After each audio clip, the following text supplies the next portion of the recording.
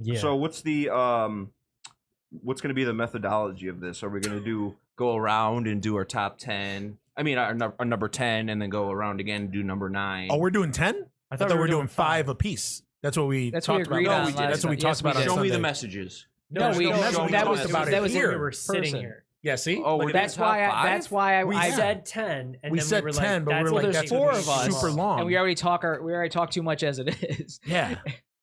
So we will a little down you to can 5. have your honorable mentions, dude. That's why I said. That's why I messaged you saying, of course you have 15 honorable mentions because I have the top 10 because most people do a top 10. I got my 17 and then my 13 All right, worst, and then I whittled it down to 5. He's got I whittled it down to 5 though. He's got a longer I list. whittled it down to 5. Okay, so I'll just do my top 5. I whittled it down to 5. Peter, how about this? You do your top 20, and then we could do honorable How about mentions. this? Peter does his top 20, and we just sit back and judge. No.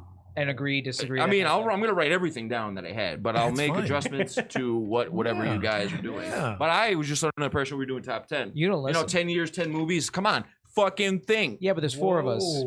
Whoa. But that would have been too much. And that Dude, means I'd have to actually like 10 movies 20 for minutes this to get decade. through the second thing of news last time. Well, that was our first, we were getting our It wasn't our first. 20 minutes, and then we were like, we're still on the news? Yeah. The whole episode was the news. Nobody wants a Charlie in the box. That's why we're not going to do the news this week. We're just going to Nice. We're getting right we're going to jump right into it. Right to the penetration. And then, and then speaking of penetration, I want to get into what you guys were talking about earlier online. Oh, yeah. Ooh. Look, I think it's a good topic Speaking of because the people diddles. talk about how people talk about how Star Wars fandom is toxic, but horror can be pretty fucking toxic too. Yeah. Obviously. Save it for the show. I'm waiting on you with your list, Santa Claus.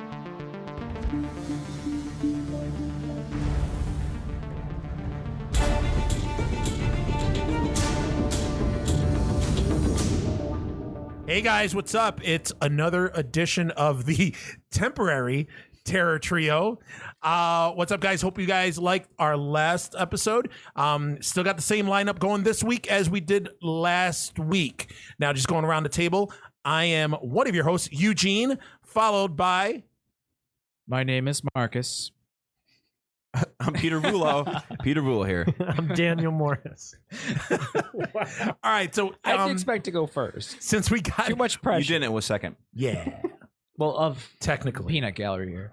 But since we're gonna subvert the regular routine that we normally do. We're not gonna do news this week, only because our subject at hand, we're gonna go top 5 movies of the decade. Now we're gonna go from 2010 to 2019, right? That's what I thought. Yeah. That's what I thought as well. Okay, cool. So we originally we were gonna do top 10, but that just would have taken too fucking long. So Peter has a top 20 though, so we'll see how many he can fit I in. do have a lot of titles. I know on all of my us list. had a pretty lengthy list, but it was hard as shit to fucking whittle it down to just Yeah. 5 movies. It was kind of hard. I Because made there a were a lot of good last minute movies. addition to change. So my number is I had to switch a couple things around. This was before I knew we were doing top 5. So I think I'm glad I made that change now. Nice. See, I approached my list not necessarily as a best of. It's just kind of 10 or so movies that I really liked. There's no real order to my. I went the same way. There's no way I could put a hierarchy for it. I took this kind of seriously. Yeah, I took it seriously. I actually I did as well, but I wasn't about That's to try funny. to they're just movies I liked. Some are better than others, but yeah. Okay, so there's a couple of different ways we can go this route. The one option I guess is off the table now because I actually listed them by number 1 is my number 1, number 2, number 3, and so forth. I did. But I figured we would start with number 5. No, we Let's can go do around that. the table. Okay. Do that, make that and then work. work our way down that way Yeah. instead of all of us that's my blowing our wad one at a time, naming the top 5. Yeah. And we're making comments or Of course, quick we're making comments about we're making comments. okay, We'll we're talk gonna about the chime movie, in, maybe a brief synopsis. Okay. Who knows? Just All whatever. So why don't you take the reins since you got the longest list? Well, no, I have only 5 as well. It's not now. I know, Start but Start you with your have number 5. You have Okay. literally like 3 sheets of paper full of stuff. Well, so anyway, my number 5 of the top 5 horror movies of the 2010s. Number 5 is Evil Dead 2013. All right. It was one of the most fun experiences I had in a theater pre-tears. I was so excited around the time that movie was coming out. I watched the original movies. I was picking up all the magazines with Evil Dead on the cover. It was on Fangoria. It was on a couple other magazines. I was just thrilled about it. I was reading as much as I could, and I had my Evil Dead t-shirt on the night of the premiere, and I was just so excited. It was like I felt giddy. And so not only do I love the movie, I just love the memory of like getting so excited to see it and the night of actually seeing it and being so satisfied by it. You know, just the gore and it honors the original but doesn't try to be a copycat or carbon copy of the movie. Was that on anybody else's list? It made my top 10. That's spoilers then. It made my Right? top 10, Well, but I mean, it wasn't in the top if 5. it's someone me. else's top 5, they should kind of like jump in on the conversation too. I would Sure. assume. No, it definitely. I mean, it's in my top 10 of the decade, but it didn't make my top 5. I'd say like somewhere in the back end of that. Okay. The funny thing is, that didn't even make my top 17. Mine either, the Eugene. decade. Mine either. That's crazy. Yeah. Well, I think other people will probably agree that the Evil Dead remake is pretty essential to this decade. Hashtag not my Evil Dead. It doesn't want to be your Evil Dead, okay? Yeah, I liked it. I liked that movie a lot. I thought they took it at a nice twist at the end. I mean, we can do spoilers, right? Like making the female character, like the person who's possessed, ends up becoming the hero. I thought that was something that was really cool. And then that after credit scene, I thought that was a lot of fun. And then that kind of kickstarts the whole television series. Yeah, so I don't think I think that was almost like a testing grounds of like what if it was still popular enough to kickstart the show and then just go down that road. Sure.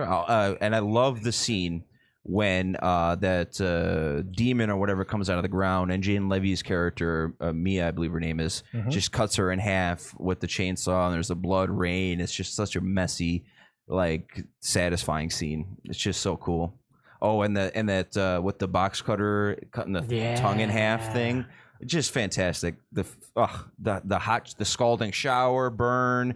It's just there's just so many great sequences in that movie. The colors in that movie were fantastic. And there was that little Easter egg with the car, Ash's car in the very beginning of the movie. The classic. Yeah, I thought it was fantastic. it was a lot of fun, Yeah. and it was such a great way to kind of, because it's still it was what, 2013? Yes. That's still like a fun way to like kick off the decade, of like, okay, this is where we're starting, where are we going to go, And it goes to show that it's possible to have a quality remake. Yes.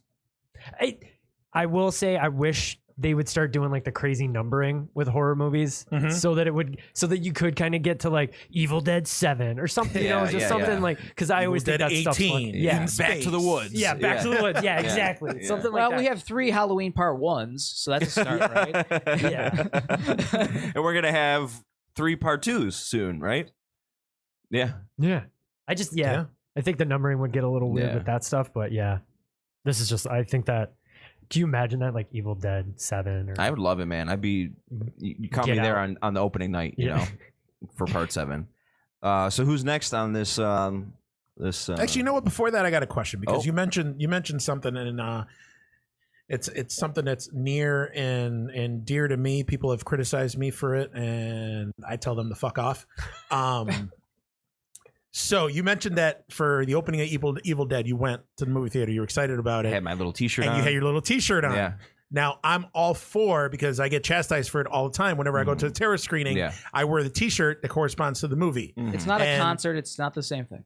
And that's what I was gonna ask, because most people are like, oh, you're wearing the T-shirt to the fucking movie? How cool are you? I'm like, fuck off. And then I keep hearing that there's this faux pas that I guess that if you're supposed to see, I'm just giving you shit. I don't. Yeah, I know. With well, it, this is what I hear is that I guess if you're gonna go see a band playing, that it's fucking. I guess you can't wear the T-shirt to said band. That you're cooler if you wear a fucking another band's T-shirt. Really? Yeah. I mean, that's maybe how it was. No, I don't know. That's how it was. I don't know if it still is like that, but that's definitely how it was. So usually when Are you going to wear your Imagine Dragons shirt to the Imagine Dragons concert, Eugene? Yes, I will. Yeah, absolutely. Celine Dion to Celine Dion. Yes.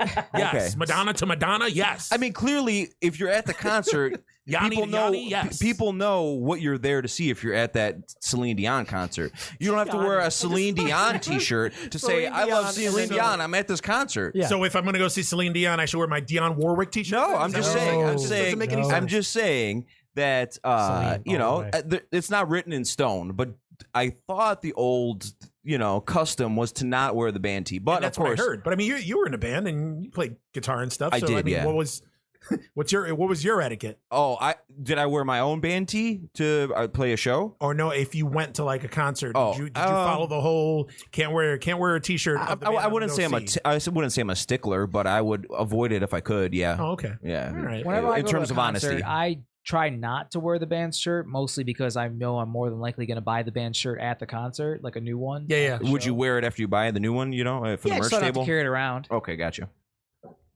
All right. Well, that kind of settles that. Yeah, I think you should wear the T-shirt to the movie you're going to see because when else are you going to see that on the big screen? Yeah. I feel like Terrors is the day you like should be Reanimator wearing. or Phantasm or one of those. Right. I got that. Peter's wearing the stuff right now. For a screening to that. I mean, yeah. No, people just like to have their stupid fucking rules that for no real reason. Like, oh, it's too early for Christmas music. Well, it's too early to wear your Bills jersey when it's the off season. Who fucking cares? If it makes you happy and you're not hurting anybody, just fucking do it. Yeah. I'd like to get through Halloween before I hear Christmas music. Okay, you and me both. I mean, we're living in a society. There has to be some. So it's white people. That's when my birthday is. So it is. It's white people. It's definitely. Yeah. It definitely is. All right. All right. Tell us about your quinceañera. My quinceañera, no. So number 5. I wore a dress. Number 5. Actually, I'll go. Right. My number 5 was from the same year, actually, as Peter's movie, 2013. I put down Contracted. Ooh, great choice, Eugene. So love that one. Body horror. Good. Oh man. Yeah. Body horror, and it also it kind of turned like the whole zombie story genre like on his head. Like it was a movie where the chick, spoilers, sleeps with this dude, and then all of a sudden starts getting all these symptoms. Turns out she's fucking undead by the end of it, and she turns to a fucking zombie. That's a great choice. A great ride from beginning to end. I mean, I even like the sequel, even though the sequel was lesser than the first one. I think it's on Netflix. That movie, the original Contracted, needs a Blu-ray. Like I would love to have a nice edition of that movie in the collection. Yes, but that was my number 5. See, that was one that I wasn't sure that actually that any of you guys would have agreed with. Oh, no, it's great. It's fantastic. I've never seen it. You've never seen it?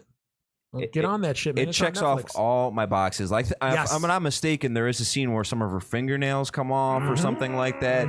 That stuff just gets me. You know what I mean? Just when your body is revolting against you, it's like super difficult. I haven't seen it in a long time. But wasn't there a scene where she goes to like the gyno or whatever and fucking like bugs and shit fall over her snatch? Oh my gosh, I wouldn't be surprised if I forget. But yeah, I think that's probably what. Yeah. Yeah, that was one of those.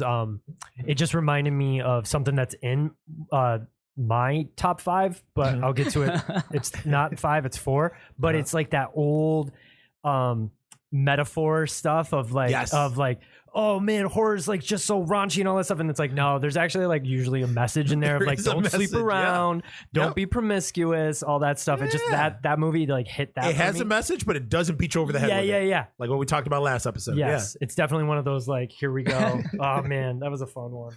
That was good. It reminded me of the peeling off in Cabin Fever. Yes. Like just like when she's shaving her leg and you're like they're lingering on it too long. Yeah, like the nail peeling part. Sorry, yeah. And with the sound, that's where like sound. That's one of the things I like horror movies.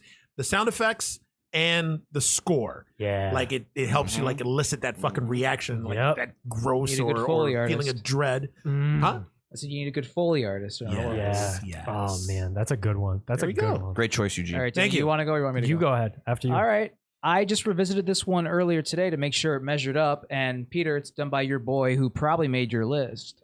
The Sacrament.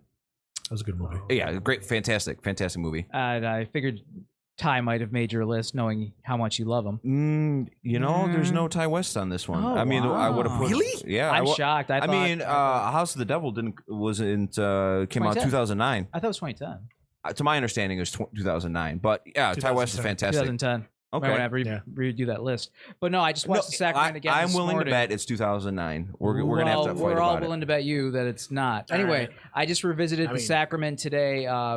Obviously, you know, it's a found footage movie, so if you can get behind it, that's great. To me, honestly, the one thing that I think is the most terrifying thing in reality is, well, can be organized religion. Because as much good as comes from organized religion, there's some really fucking heinous shit that's happened in the real world. So that's a real world horror for me. And, you know, look at how the presidential election's going right now. Everybody's like very culty and House of the Devil. oh, what? There it is. Okay. Oh yeah, I put down I Yeah. Saw the Devil. Okay, wrong one. I Saw the Devil's great. That's actually That is a good movie. maybe on my list. We'll see. Oh. Anticipation. All right. Yeah, whenever there's like that organized religion stuff, though, we started watching some of those documentaries, and where we're living now is like the burnover states or the burnover section. It's something burnover, but basically, if you follow the Erie Canal, Okay. like from Albany to Buffalo, you see the rise in all these newfound religions in the early 1900s that are all cults. That we look at them now, like at the time, you're like, oh, these are all cults and stuff like that. And it's like, I'm not going to name them or anything like that, but look it up. But if you follow it, it's literally the Erie Canal. It follows the Erie Canal. shit. The only difference between religion and a cult is time. Exactly. That's what they quote in that. One of the guys is that they say is Yeah. that is Money. and it's just funny, like all of them. Yeah. Like, and you go, oh wow, this is kind of weird. That's and crazy. That's Yeah, the man, stuff I'm that's surprised the nobody's most like followed. Like literally one of the, but she's not going to win the nomination, but literally one of the Democratic hopefuls was raised in a cult all her life and still has ties to the cult she was raised in. People in her campaign are still from the cult. Mhm. That's crazy. Tulsi Gabbard. Look it up. Ah. Present. I mean, she's not going to win the nomination, but the fact that someone can get that close to something like that, and who knows what kind of shit was going on. I mean, who knows? Maybe they were a hippy dippy commune and everything was fine, but shit could have been crazy too. I don't Hippy know. dippy. But you know, Marcus, I'm a little surprised there's a found footage movie on your list. It's great. Sacrament is Well, I fantastic. mean, I could- love some of the Jim Jones and all Coverage that they shot for the movie didn't really make sense as far as from Yeah. a found footage standpoint, but you know, it is what it That's is. just nitpicking. that. Great. Well, no, I know, great but choice. like, you know, the camera placements and like Yeah. the cult members walk or take the camera and they start shooting things. It's like, no, they wouldn't do that. I you know, love but- cult stuff, cult things in movies. It's great. That's Oh, good. It's good only because it's real. That shit really that's happens. the part. Right, and that's Yeah. why, like I said, I mean, ridiculous. the movie itself isn't terrifying, but the idea of a cult can be pretty fucking Yeah. scary. Jim 'Cause that's- Jones and David Oh, yeah. Koresh and everybody else. Drinking the Manson, drink- biggest one. Yeah, drinking the Flavor Aid, man. Yep, You yep. know who was what cult was it? The ones that the aliens that fucking castrated themselves or whatever. Oh yeah, that's the and then the shaved cool their heads. Yeah. Oh, Heaven's Gate. Heaven's Gate. That I got to tell you, that scarred me as a child because I'm old Really? enough that I remember like seeing footage of them all in their bunk beds wearing their track suits and their clean Mhm. Nike sneakers. Yeah, Just seeing bodies covered like that with their little sneakers poking out, it scarred me a little bit, man. I mean, but also in the way where it's like kind of tantalizing, you know. So and how, you're how like, was it when you watched Us for the first time? How did that go? No Track spoilers. I haven't suits seen it and yet. I'm stuff like sorry. that, yeah. no, I didn't. Tracksuits didn't cause any flashbacks. Or I anything? can't remember if it made me think of Heaven's Gate. Okay. I mean, but I mean, there's no very similarities interesting. beyond that, but I just yeah, figured I'd ask. but interesting.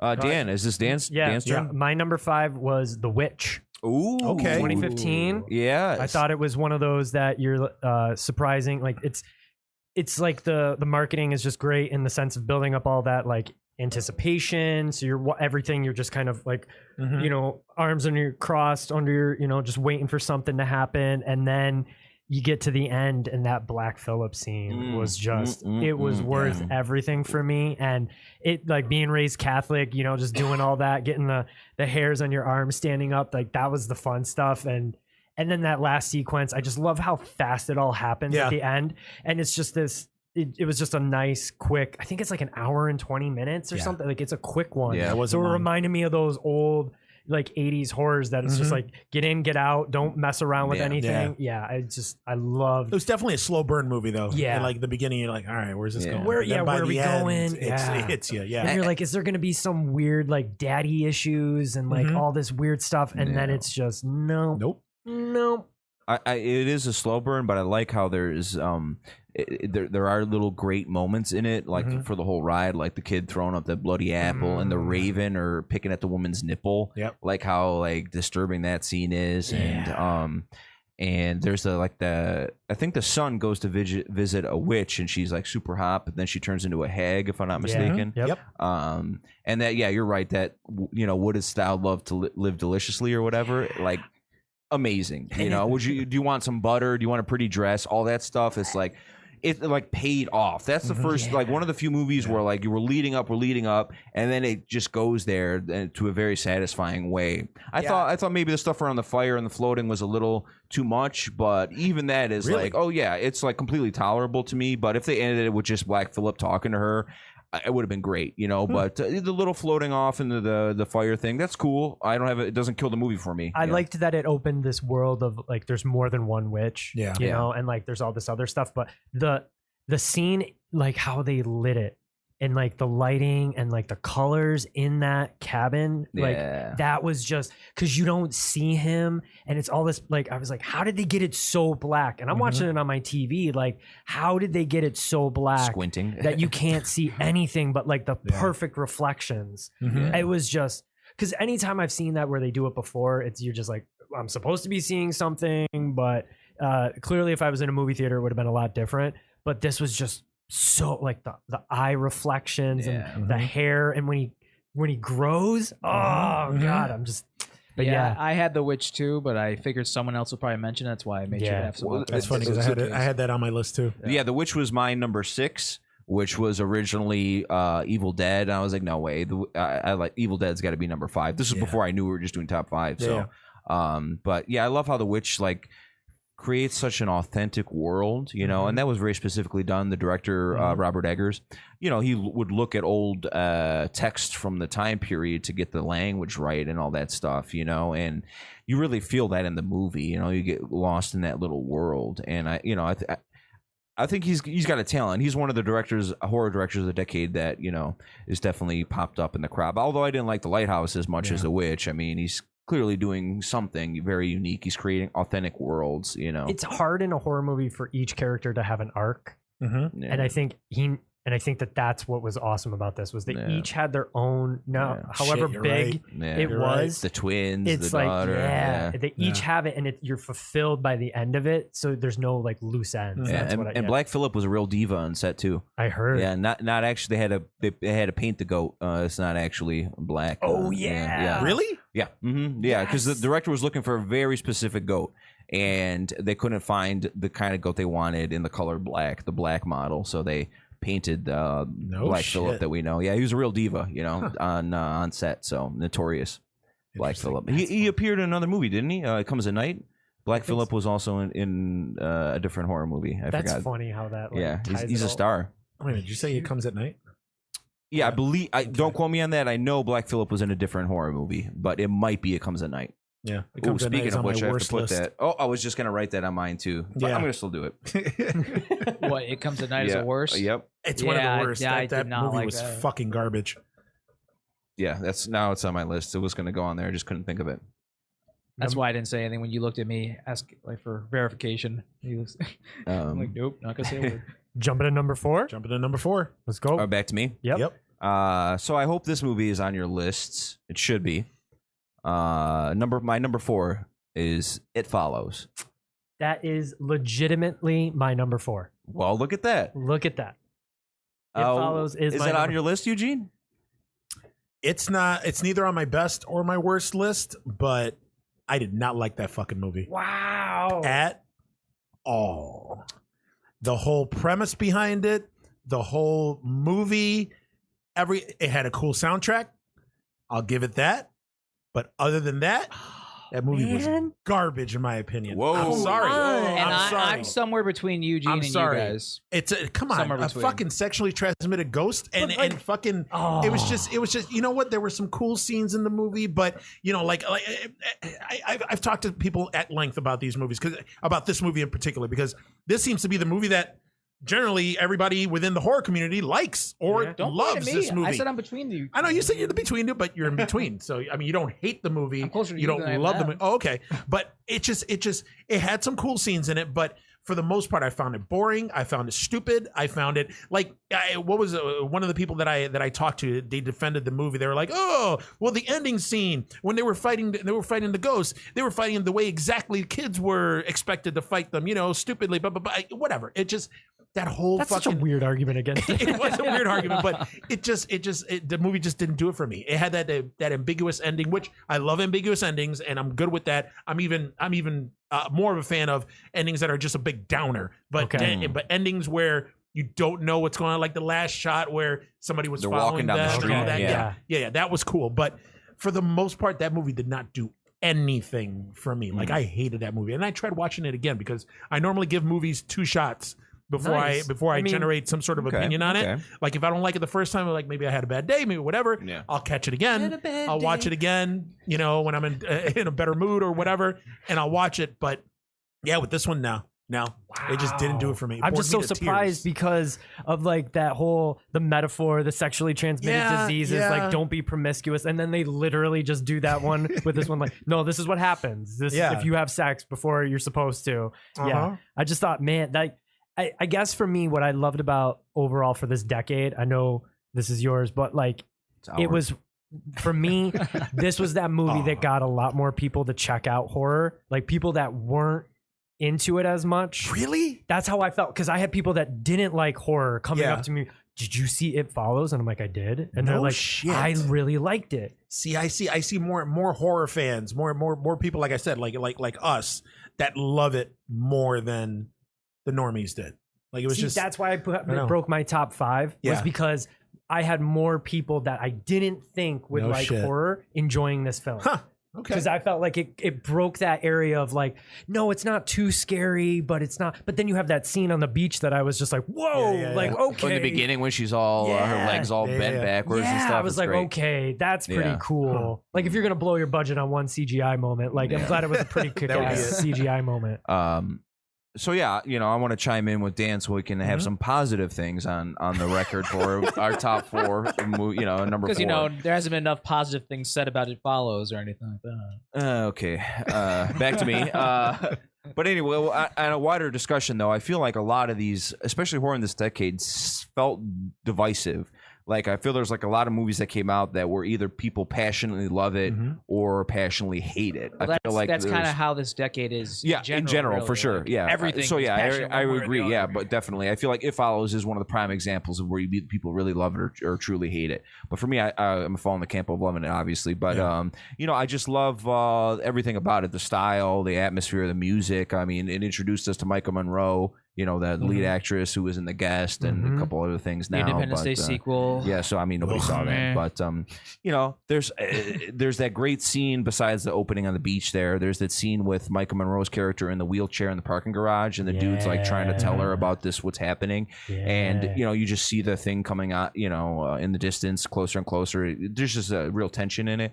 And the scene, it takes place in the house, and suddenly there's a giant that comes out of nowhere. Yeah, and I thought that was really good. And then there's a character on top of the roof, if I'm not I'm not mistaken, that was really like a big effective. naked dude. Yeah. And I thought it was just like so strange the way that some of those things went down, but it also had that feel.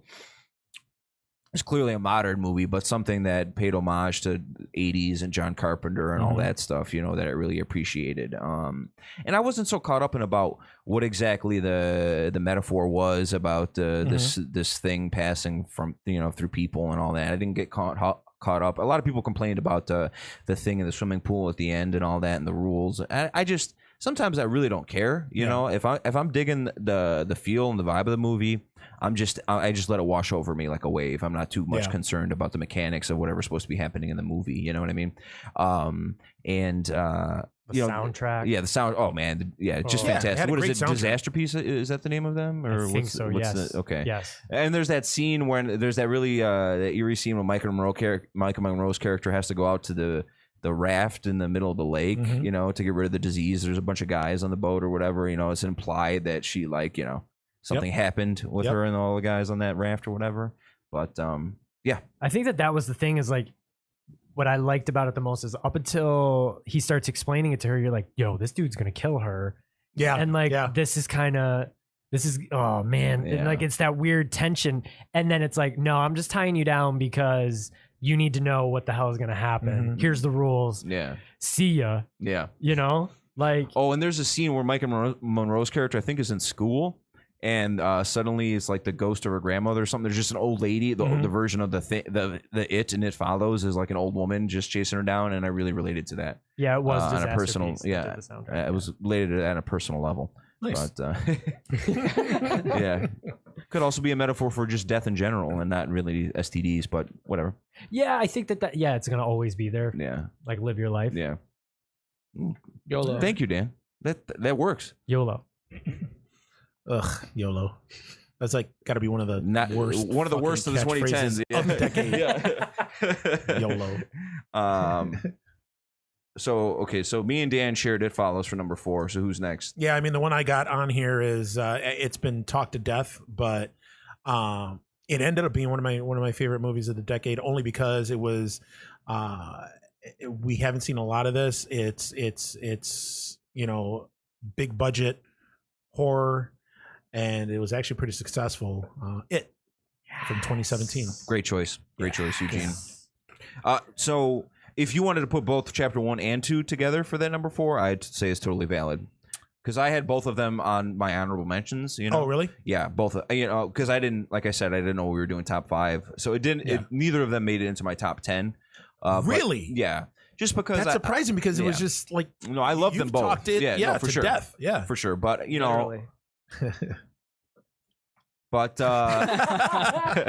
Peter gave me a look for you listeners. So I want to hear why Eugene loves it. It's very it's great. Number 4. I loved it because it was a great adaptation of the book, like, at least the first half of the book.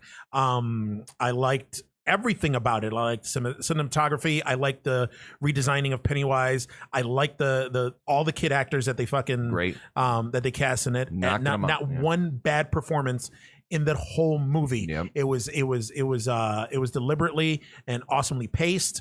There were some jump scares here and there. There were some, suspense scares. There were just some straight up fucking just gory scares with Pennywise, ripping Georgie's arm off. Oh, that was like it was just that was a wild everything moment. about that movie was damn near perfect, especially for a general wide audience, big budget fucking movie. Again, like to use a term that you used earlier, it literally checked pretty much every box. In terms of it, and that's why I liked it. Honestly, it too didn't make it at all on either of my lists because I felt that even though it's a great companion piece of the first one, it is the lesser movie of the two.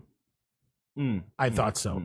I think because, and I don't know if it was because of the whole like adult storyline with the kids all grown up, and It Part 1 was just the kids, and it gave me like that Stand By Me vibe, and that just it's like a leaner Goonies, movie. I would say like it's definitely a leaner movie Yeah. than Chapter 2. It's a lot less fat in Chapter 1 than there is in Chapter 2. I mean, together, it's a great adaptation of the book. Yeah, for sure. But Part 1 is the one that I hold near and dear. I can dig it. Well, Part 2 was like the Bill Hader story, really. I mean, he was fantastic in that. He was awesome in it. Yeah, carried the whole movie pretty much. Oh, you know what? Yippee-ki-yay. Lost it. Love that My favorite part is when they're in the clubhouse as adults and everyone thinks they hear Pennywise in the darkness, but it's really just Bill Hader, and he's like, remember when he did his little dance and stuff? And say shit like, but that was great. But I want to just piggyback off of Eugene's and talk a little bit about It, chapters 1 and 2. I think. Why'd you look at Marcus when you said that? Well, because I gotta keep my eye on him. I gotta keep my eye on him. He's little, get you, Scrappy Doo. But the fuck was I gonna say? But anyway, so chapter 1. I mean, that became a pop culture phenomenon. Yes, it did. Yeah. I mean, there's Pennywise, everything. You know what I mean? And I've said it before on the show, but like, I don't think we're gonna see something in horror to the scope of chapters 1 and 2 we're not going to see that for a long time. I mean, just the amount of budget especially chapter 2 got. I mean, I feel like that's unheard of. And I've said it before, but like, you guys got your Star Wars and Avengers and all that stuff. But it was that for me. That's how I felt. Like there's something now that's in the pop culture that everyone loves that I can also love as well. You know what I mean? And you relate to. Yeah, and it's just I can get excited about it. Oh, there's a Pennywise thing at Target, and I can be like, oh, maybe I'll get this for me instead of like, oh, there's a Iron Man or whatever. But like, it's nice to see a horror, kind of get the same shelf space as like the rest of pop culture stuff right now. And I don't think we're gonna get it again. I can't imagine what's gonna be as hot as Pennywise was. I mean, like the fact that they have 7 different action figures at Target alone. Yeah, it speaks to like how it's seeped into pop culture. It came out with 12 different Pop Funko versions. It's crazy. Like all the different faces he has, all the different moments. Like, I mean, it's definitely one of those that. I mean, when you have people that you don't expect to like this stuff, being like, I feel like they kind of dropped the ball in the second one. You want to be like, shut the fuck up, Greg. Yeah. Like, what the fuck are you talking about? Yeah. Like, I'd rather have somebody that like a terror's crew, like be like, okay, like you didn't like it, cool. Yes. Like I respect that. But when you got like, Jim from down the street that you're just like, yo, go watch the Avengers and shut up. Come on, dude. Let me have something here. Like, come on. This is a big deal to me. But I mean, a lot of that is a testament to Bill Skarsgård and what he did with Pennywise. And I think it also tapped into like how people were riding that wave of like 80s nostalgia. I think it's funny how Stranger Things is inspired by the works of like Stephen King, you know what I mean? But then you watch it chapter 1 and that feels inspired almost by Stranger Things, which is in fact inspired by Stephen King. You know what I mean? It's like weird. I mean, because they both have Finn Wolfhard, and they're he's trying in everything, right? Well, he's hot. He's hot. Well, he's still a minor that might not want to say that probably. Okay, he's Victor not Salva. an attractive kid. He's going to grow up and look like a fucking transvestite crackhead. But wow, fine description. Sorry, man, he's not attractive. But Marcus, how do you feel about it? So we got to get your viewpoint. For the first one, I don't think I've ever checked my phone to try to check what time it was and how much longer this movie was going to be any more than I had when I saw the first movie. Holy shit. All right, moving on. Wow. Okay. There's a really good 90-minute movie in there, but for the most part, there are exceptions, but I've told you this, Peter, before, and I might mention it to the other guys, but I really, for the most part, do not think horror movies should be over 2 hours long. There are exceptions. I'm not going to say there aren't, but 9 times out of 10, a horror movie, a good 90 minutes, maybe 100 minutes is the sweet spot. I can generally agree with that overall. I mean, totally. I don't know. To me, it overstayed its welcome. Go ahead, man. Interesting. Your top 4 or your number 4? Well, I'm actually going to put 2 together, even though they're really only related by genre. I'm a big horror comedy fan. And these 2 movies, although they have nothing else in common besides that they're horror comedies and they were in the decade that we're talking about, What We Do in the Shadows and Tucker and Dale versus Evil. Both solid horror comedies. Both came out of this decade. I love What We Do in the Shadows, and I actually just watched Tucker and Dale again recently just to kind of brush up on it, and that one holds up pretty well too. What We Do in the Shadows, though, is a masterpiece, and I honestly, when the TV show was coming out, I was really worried because I'm like, I love this fucking movie. Do not fuck it up. But the same, Taika Waititi was involved and everything. So I'm like, maybe fingers crossed. And honestly, the show's just as good. If you guys haven't watched it, I would strongly recommend. I think I like the show a little better. I almost think I did than the movie. Really? Yeah. Really? I mean, to me, they're a perfect companion piece. I really don't. For sure. It's kind of like your kids. You don't want to pick one over the other. Like I love them both. So, but Harvey. No, Seymour. Wow, Seymour all the way. I don't want to pick one, but definitely Seymour. But definitely. But no, I mean, I love horror comedies. Like if it was the 2000s, I would have definitely Shaun of the Dead would have made the list. I love Shaun of the Dead. We're talking 2010 and beyond, so I can't make it. What We Do in the Shadows, the TV show, that whole sequence of all the vampires. The council? Yeah. Oh my God. A lot of cameos. So many cameos. Oh my God. Evan Rachel Wood. Fucking Wesley Snipes was even there. Like, what the fuck? I love that dude from, he's in the show called Toast of London. He's the other dude in the trio. He was also on the TV show or in the movie? On the TV show, the IT Crowd. He was in. I know are you talking about the Energy Vampire? No. The Energy Vampire is my favorite. He's my favorite. Energy Vampire is the best thing. Oh my God, Craig Robinson or whatever his name is. He was also on the Mighty Boosh, like that dude. I'll think of his name later, but he Are you Like- talking about the guy that's Vlad the married to Impaler? the the husband. the one Yeah. who says fuck all the time? Yeah. Yeah. Like the kind of pudgy one? Yeah. That one? Yes. Okay. Yeah. I gotta Yeah. get his. Nicole and I say the creepy paper line, you know, when he's all I'm the glad time. you finally watched the Yeah. show, man. Last Well, I checked, you hadn't watched the show yet. Yeah, because a friend of mine let me use their Hulu account, and I told or you I could hook you somewhere. up. Is that I yeah? want you Matthew to come over Berry. for America. Oh wait a minute, the show's on Hulu Everything's because on it was on Yeah. FX, right? Yes. Mm-hmm. Yes, Matt Berry. Matt Berry. There you go. Yep. Yeah. He's That the one who dude- made the vagina. Honestly, to me, that dude makes the bush show. Oh yeah. stuff. This That is my dude makes this the is my show for favorite me. vagina, my mother's. Yeah, it's my mother's. Yeah, And you're just like, oh god. yeah, very funny. Yeah. No, but like both those movies are great, especially What We Do in the Shadows. But honorable mention to Tucker and Dale. Yeah. I would. Yeah, they're both great. Would you put the Final Girls among those three, or not quite? Ooh, that was a good one too. Yeah. Honestly, I like Final Girls better than those two. Honestly, I really Marcus. like the Final Girls. Wow. But we I've talked yet to about see that last episode, so I wasn't going to bring it up this wow. episode. This is really turning out great, you guys. That's funny. Is What We Do in the Shadows is actually that was one of the ones that I was wrestling with putting in my top 5. it's definitely I my wasn't top sure 10. if anybody was gonna be like, well, yeah. that's No, a horror man. Oh, no. comedy. That's a great That one. Because fucking- like there was yeah, other it was movies that I great. was thinking about adding to the list because I almost thought about putting Shape of Water on the list. But is it really horror? Yeah, if It's you a got the creature monster from the Black movie. Lagoon, yes, I'd count it. Right. I'd count Would it. you? Really? I'd count it. You got Gilman in it. I'd And then count part of me, honestly, it. And it's directed by Del Toro, and his Right. oeuvre is Oeuvre. generally horror. and then Yeah. I also considered, but I didn't put it on the list Oh, is that how you pronounce it? Say it again. Oeuvre. Oeuvre. Yeah.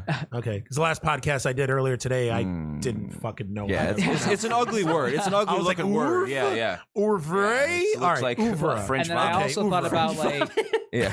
I also Yeah. thought about considering putting Joker on the list because although Wrong. it's not a straight horror, it definitely has elements. Oh yeah, More sure. thriller, I guess, but Yeah. I didn't put it on my Yeah. list just because I feel like it's too not close enough to the Yeah. horror genre. But I don't know. Fine I movie. really like Joker. Yeah, it's a fine movie. I did not have What We Do in the Best movie of the Shadows on year. any of my lists at all. Wow. Not even a Wow. candidate. Well, Peter, fine you don't, movie, you but don't the like show's laughter, great. so that makes The show's sense. great. You don't like laughter. Wow. See, but I like when some horror movies are unintentionally funny rather than we're trying to make a comedy. Like like the Demon Winter Burial Ground. I don't know if No, Burial I'm Ground with- was I'm made with with you on humor that. and in mind. You know what I mean? yeah. It just happened to No, be funny. No, That I'm definitely was not totally bad. with you on Yeah, that. so- But sometimes horror comedies actually do it right. No, when no, they I do it like intentionally. all the ones that you mentioned. So I don't have sincerity.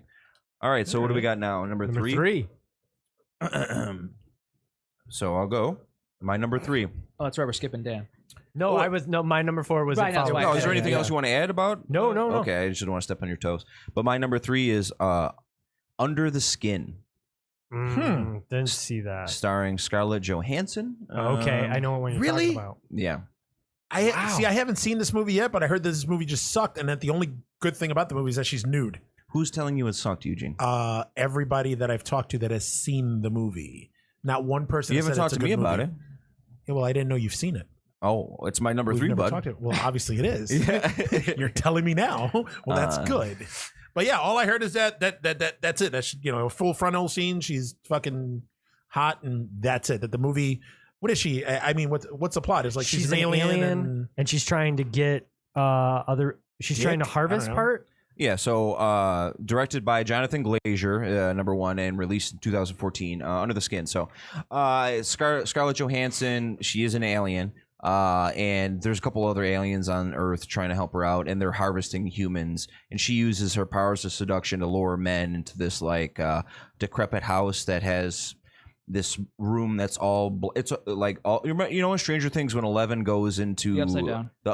well no it's in that when she's in the bathtub and she uses her Sensory salt water? deprivation. yeah, sensory Yes. deprivation. So this room in this house is like all black, it's like beautiful inky blackness, and then the men drown in the blackness, and their skin, all their guts are sucked out of them, and they just become like a skin suit floating in this blackness. Anyway, so and a lot of it was shot using. So Scarlett Johansson was just driving around the UK or whatever, like trying to pick up dudes, and they didn't like almost documentary style, like where she would just talk to real dudes on the street trying to get them inside the van. And so a lot of the movie is that like this like cinema verite type of stuff. You know what I mean? Huh. Just Can you imagine that? Nope. Like you're some Yeah. dude just like Black Widow. That's nobody would expect. Oh, Scarlett Johansson's driving this creepy van and wants to hang out with me. I definitely would have been the guy that's like, yeah, I'll go with you. Yeah, of course. Where are we going? Are we getting food? Let's go. I love food. What Food are is we great. doing? Food is great. I feel like my fiance would be food is okay with great. that. Yeah, but I feel like yeah. yeah. Oh man, But I didn't know that. So then she starts to realize she gets feels I guess complexity about humanity. You know what I mean? I think she starts to learn to feel emotions and stuff, and her relationship with humanity becomes more complicated than. Early on in the movie, she shows a certain coldness and detachment to humanity, but later on in the movie, you start to think that she's feeling things. You know what I mean? About So it's getting under her skin. exactly, yeah. And so the ending is see pretty what you did pretty there. wild. And you haven't seen it, so I don't want to I really appreciate you not spoiling. divulge too much. Yeah. But it's got a great soundtrack by her name is Micah Levy, I believe. Really fantastic soundtrack. And it's a movie I saw twice. I was super excited about it. I saw it at the Eastern Hills when it first opened there, and then I was staying in New York City for like a couple weeks, and I was trying to get all my friends to see it, that were there. And it was a midnight show, and I was super excited about it, and they all hated it. They all hated it. They were like getting tired, and I was just like in for the ride, And They're probably all the people I talked to who. yeah, I mean, I guess I get it. I guess, but it's just like a super artful movie, and it's just well made. And then suddenly, there's also a part where like pretty much this elephant man type guy suddenly is in the movie, and it has a weirdness and creepiness that it's sci-fi, but I also just feel the vibe that is like you're harvesting human meat. That's got a horror element to it. So that's my number 3. right. Have you seen it, Marcus? Oh, what are your thoughts? I need to revisit it. So not pure hatred out the gate then. No, Yeah. I need to watch it again. Okay, before I can great. We'll talk. Okay, wow. Marcus That's is what we're really here for. We're 180. talking. I only watched it once, like when it first came out. Yeah. To give a fully formed opinion, I would rather watch it I again. can appreciate that. That's how I feel about That's the Lighthouse. a movie you need to like watch again to fully digest. Yeah, too. for sure. All right. So that was what, number 3? Yes, sir. Okay. Well, number 3 is for me is a movie that I'm hoping is on everybody's list. Came out I can't believe it came out in 2016. I really hope it is, so I can get rid of one. I on got my a list. feeling I know what it is. Terrifier. Oh, it's not the one I thought it was going to be, but yeah, What'd it's you on my think it was? list. Where is it? I swore I wrote it down right there. Oh, there it is. Yep, So you I got did- it. You got it. Yeah, but go on. Under honorable mentions, though. Like, Well, because if it's I had to honorable pare mention, it how come down. you had to pare it down. Was it in your top 10? it at no point was in my top 10, no. Okay. See, Yeah. I did. But my I definitely best. thought about it. I thought about it. If I had a movie in mind that I thought someone else would pick, I intentionally left it off. Like Dan said, The Witch. The Witch I had on my list, but I'm like, someone's bound to say The Witch, so I'm going to take that one off the table. So Terrifier, I knew someone would say Terrifier, so I didn't. So that was on your list. Well, until I That's knew what you're someone would say it, I took it off. Because now See, the So way why the can't way we that all I- talk the way that about I the did- movie, That's what though? I'm saying. The way I did my list is like I was sure that some of us, if not all of us, were going to have 1 or 2 or 3 Yeah. of the same movies on our top 5. But I mean, I threw them on anyway, just Okay. in case. That's why I had a list of I pared it down, and the list that I pared it down from I kept just in case. Yes, me too. I mean, I'd know. still like to do the bottom half of the top 10, Yeah. I mean, what I loved about Terrifier was oh God. Again, I'm going to use it again. It was a damn near perfect. was it awesome? It's of course it was awesome. It was a damn near perfect 80s style Grindhouse. slasher horror movie. Yeah. I mean, it had the character of Art the Clown, which is, I'm gonna say it is like this decade's Jason, Freddy, Michael Myers, Chucky, Pinhead. That's what Art the Clown is. I think we haven't even like scratched the surface yet. I feel as much in as I terms of love movies and everything. David Howard Thornton and Art the Clown, the character, I feel like it's a little too soon to say that because Jason, Freddy, etc. have 7 Tons to of 10 sequels. movies. Yeah, but aren't they Yeah. on 3 for Terrifier now? No, 2. They're on 2. Well, They're only Terrifier on was 2? Terrifier Well- 2, but Art the Clown was in All Hallows Eve. But yeah. played by a different guy. Yeah. Yeah. Which But I've the- never seen All Hallows Eve though. Yeah. But he's still been in 3 movies, right? Yes. Well, so once the second one comes out, yes. Once the second one comes out, Okay. yeah, they're filming Yeah. that now. okay. Or Because they it's because finished I would have to filming. agree with you. Seen All Like Hallows Eve. for I like haven't. this I haven't decade, either. I think that Terrifier, Art the Clown, like they've nailed it. Like, like if you were to see that in a in a Blockbuster or a video rental store, you would have been like, fuck yeah, that's the one. Yep. Yes, because it reminded me of like Candyman. You know, where it's like you have everybody talking about it, like you got to do this, like you got to see this movie. Yeah. It's like from September, even August till about the end of October. It's like those movies you got to pick up that everybody would be talking about. It was hot for a long time. It was. Like, And on top of that, it was one of these movies that wasn't wide released in movie theaters or anything. Like I saw it at a limited engagement screening at the screening room. Right. Yeah, I remember that. And I didn't even know what the fuck this movie was about. I just saw the poster. I was like, oh, that's a creepy looking clown. All right, fuck it. I'm going to go see it. And I was very, very pleasantly surprised with it. It was just, plus, I mean, that one scene that I'm sure is everybody's favorite scene where he saw the chicken half. Did I introduce you to her when we were in Rochester? You did, yes, okay, yeah. That was just, with the upside down boobs. That's my, if not my favorite scene in the whole movie. Great kill. Yeah, I was an extra in Iconic. the movie that she starred in. So when we were in a con in Rochester, and I was like, "Hey, Peter, come here. You should meet this." She actually remembered me as an extra. I was like, "Oh, okay." Oh, that's cool.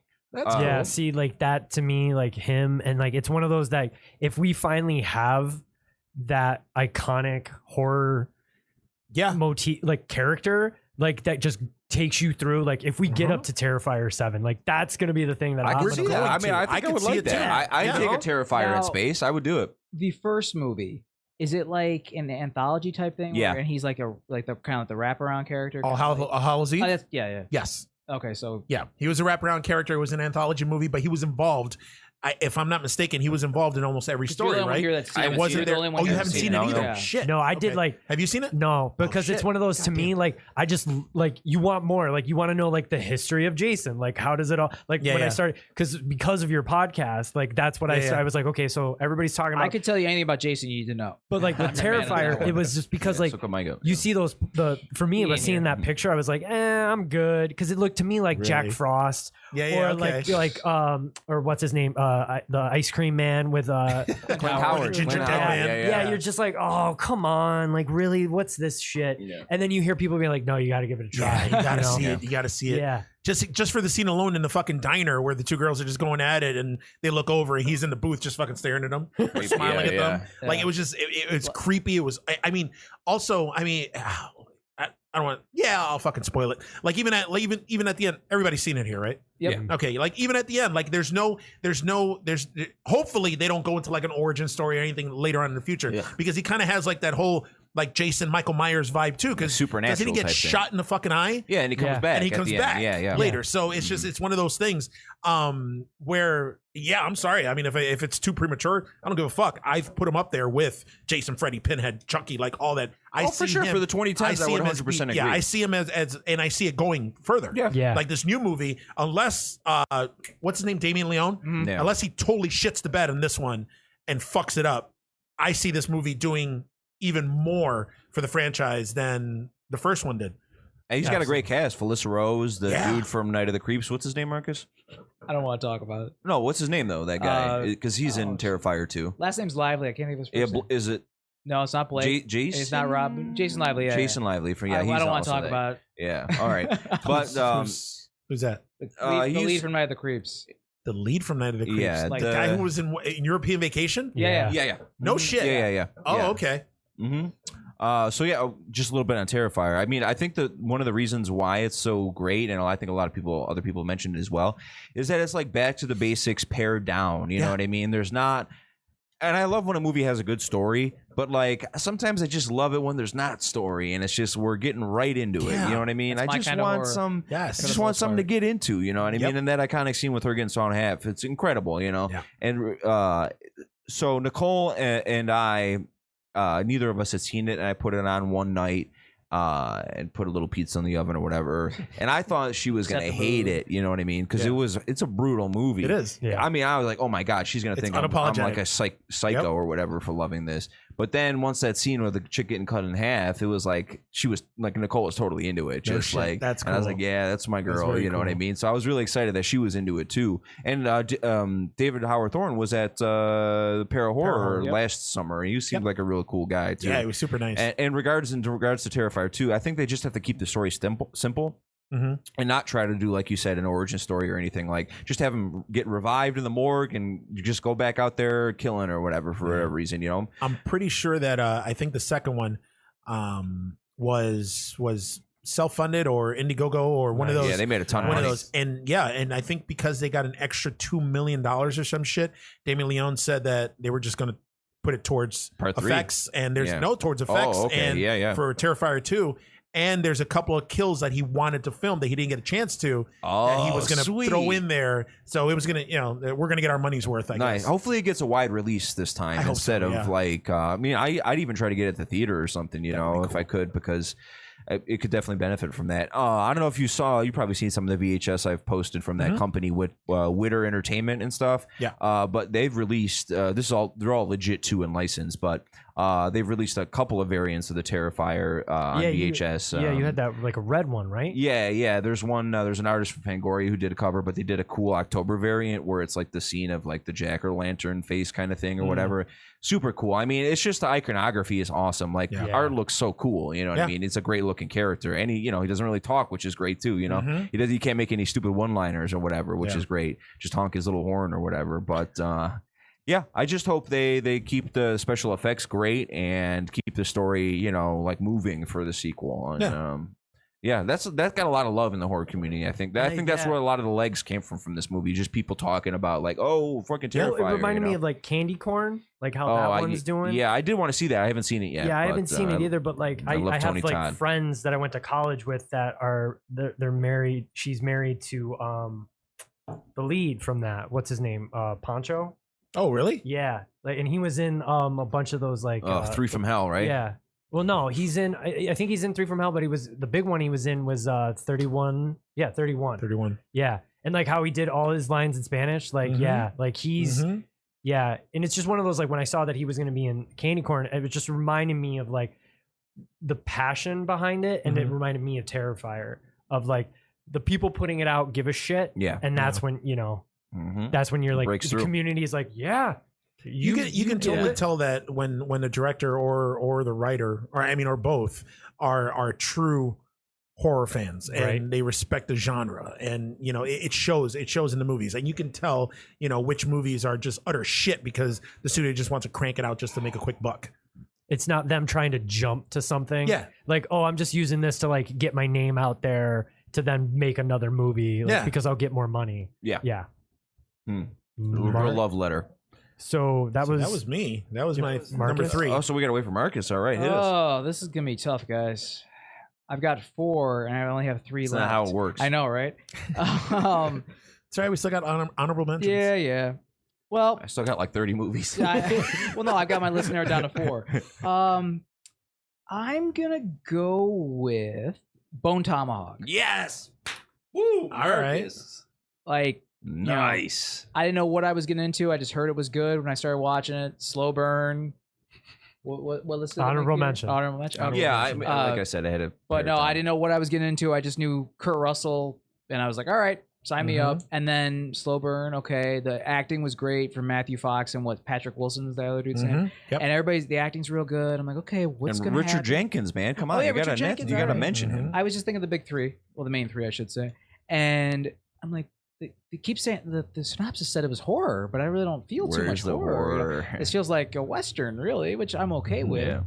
And then it got towards the end of the movie, and I was like, "Oh, there's the horror." There's the horror. I don't want to spoil it for anybody, but yeah, we talked about a chick getting sawed in half in Terrifier, similar scene in Bone Tomahawk, and yeah. Completely exceeded my expectations. All I knew was Kurt Russell going in, and I was very happy with it. Yeah. Anybody else have anything to say? That was a pleasant surprise. Fantastic choice, Marcus. Cameos by Sid Haig and David Arquette in the very beginning. I think there's some other cameos as well. But yeah, I think it's mostly a Western, but when that horror hits, man, it fucking knocks you out.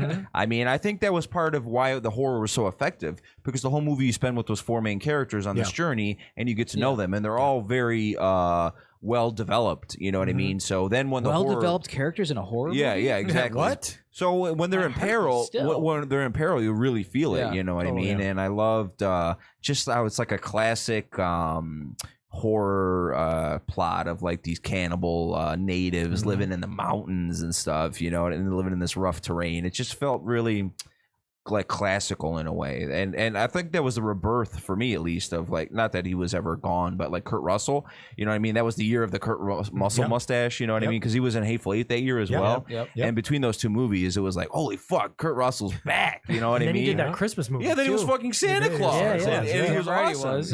Yeah. Well, you know, Once Upon a Time in Hollywood as well. So I mean, he's doing some great things, you know, but fantastic. I mean, Bone Tomahawk, if it would definitely be in my list, you know, top 50, top 20, you know, of the decade for sure. But since I had to pare it down, it wasn't really on there. But it's on the honorable mentions of this list.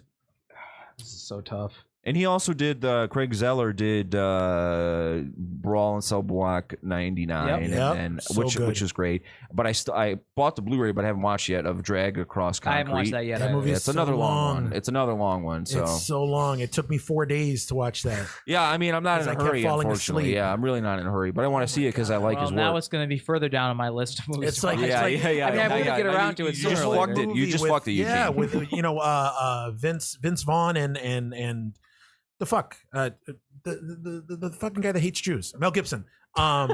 He Wow. both of them. He does, doesn't he? Sugar tits. It's weird watching the movie. It's like both of them. It's like Vince Vaughn and Mel Gibson's doppelgangers acting in this movie. That's how fucking. I don't want to say that it's stiff, but it's just weird. It's like acting via Invasion of the Body Snatchers pod people. Weird. That's how it is. They're like the scenes, like the one thing that this director's known for with Bone Tomahawk and with Assault, is it Brawl in Cell 99, Cell Block 99, is that his fucking like gore scenes and his fucking violent scenes are like visceral and fucking just right in your face and it's bad. And it's no less in this movie, but it takes forever to get there. Takes forever to get there. I got to tell you, the casting of Vince Vaughn and Mel Gibson, it didn't really get me hot for the movie. You know what I mean? Like, see, I love them both. I don't. Vince Vaughn was fine in Brawl in Cell Block 99, but like, I don't want to see him on another movie by the same guy. It's like, you know, I don't want this to become a reoccurring But he's thing. so money, he doesn't even know. Yeah, but it's like I've never been somebody who's like, oh, Vince Vaughn, I gotta see all his movies. You know He's what I a mean? bear. That's me. Big Yeah, fucking he's claws, fine. big He's fucking fine. teeth. He's not. He's not Kurt Russell though. I mean, there's a whole different thing. Also, Craig Zeller wrote Puppet Master, the Littlest Reich, the most recent Puppet Haven't seen Master. it. Oh, the one that just came out? Yeah, yeah, the Fangoria one or whatever. Interesting. All right. For him. Did you say you had 4 movies on number 3? Do you know how the lists work, Marcus? I'm just trying to figure out what 3 I'm going to name. Now I have what 2 I'm going to name. I still have 3 that I want to name. I'm confused. All right. He has I have a his top top 4 5, still. but he still has Honorable other movies. mentions? Yeah. Okay. Well, I just don't know what to Yeah. include Yeah. in the next 2. But go on, all Dan. right. Damn. Number 3 is the 2018 film Mandy. Ooh, damn. That made my number. Wow, that you was guys. number 3. Fuck. Wow. I was wrestling with putting that on my list, even as an honorable mention. It's not even on as an honorable mention right now Boo. because, well, I got the double feature. I love how Nice. you keep pointing to us like your Nice. list. You're like, yeah, I had it. Because I'm so Yeah, I had excited. it. We have all of these in common. It's great. The one thing I was wrestling with Mandy was Mandy a horror movie? Yes. Next question. Yeah, exactly. Well, what made it a horror movie? Oh no, this is that other debate we had. Well, you got, this you got was- a cult in this it. was- You got like this weird alchemy with drugs. You Let got the me just pause Hellraiser this bicycle. conversation real You got quick. the Hellraiser. Let me pause this motor- conversation real quick. I have not finished it, so let's try to tread a little light. You can speak, but just don't You're not spoil gonna be too ruining much. anything. Okay, It's that's fucking, I just wanted you know, to. Yeah, okay, go ahead. You But know, anyway, you Cenobite bikers Yeah, yeah. fucking kill his wife. He goes crazy. I didn't and even make it fucking that far. goes off to Well. kill everybody. Oh, sorry. Sorry. Spoiler. That's in the trailer. Yeah. Yeah, I that's never the watched the trailer. Oh, and he goes okay. crazy. He fabricates this huge badass axe. Yes, then, the you know, forging. That's also in the Goes to trailer. fucking Yeah. town on all of them. Didn't watch it. But again, this is. Plug your I can ears. see where it plug has your ears. some horror elements, But there's also the chainsaw battle too. I mean, that's Which was straight up awesome. TCM too. That's straight up Yeah, Texas yeah, Chainsaw yeah. Massacre. See, like, yeah. I guess it's for me. There's there's blood so and like gore so much too. violence. Yeah, that it was just like the whole the Will someone wave at me when I the can plug my sleeping okay. bag part. Yeah. You know, like, Yeah. and the fact that it's like, it reminded me of I Spit on Your Grave, Mm-hmm. Yeah, but revenge flick. not like no rape. You know, like it wasn't. There wasn't. There's none of that stuff. So like, because the whole Speaking time, of revenge flicks, how about Revenge? It was. I like that. That's a Yeah. fantastic Me too. movie. That was one of the ones I wanted to name, and now I don't have to. But again, that's a horror movie too. That's the Yes. thing. I didn't put that on my list either because I don't know. Maybe it's just me, but I don't consider revenge movies horror movies. okay. No, I mean like yeah. You know, I can I see that, consider but- them more like violent thrillers almost than yeah, that's a good way. Than a I think fucking it's like, horror Aren't movie. most thrillers kind of violent though? No, No, I don't think so. Okay. some thrillers, Yeah, some thrillers, all like the violence or whatever is sometimes like implied or it happens behind the scenes or you don't see it but you just hear about it. Okay. Where I don't know with revenge movies it's the same thing. I think they're thrillers but violent thrillers where you more see it. horrific than rape? I get it, but now we're gonna get it. Now we're gonna get Yeah, into that's a rabbit hole. technicality. That's Yeah, a it's rabbit hole. Yeah, that's a I'm big just rabbit saying. hole.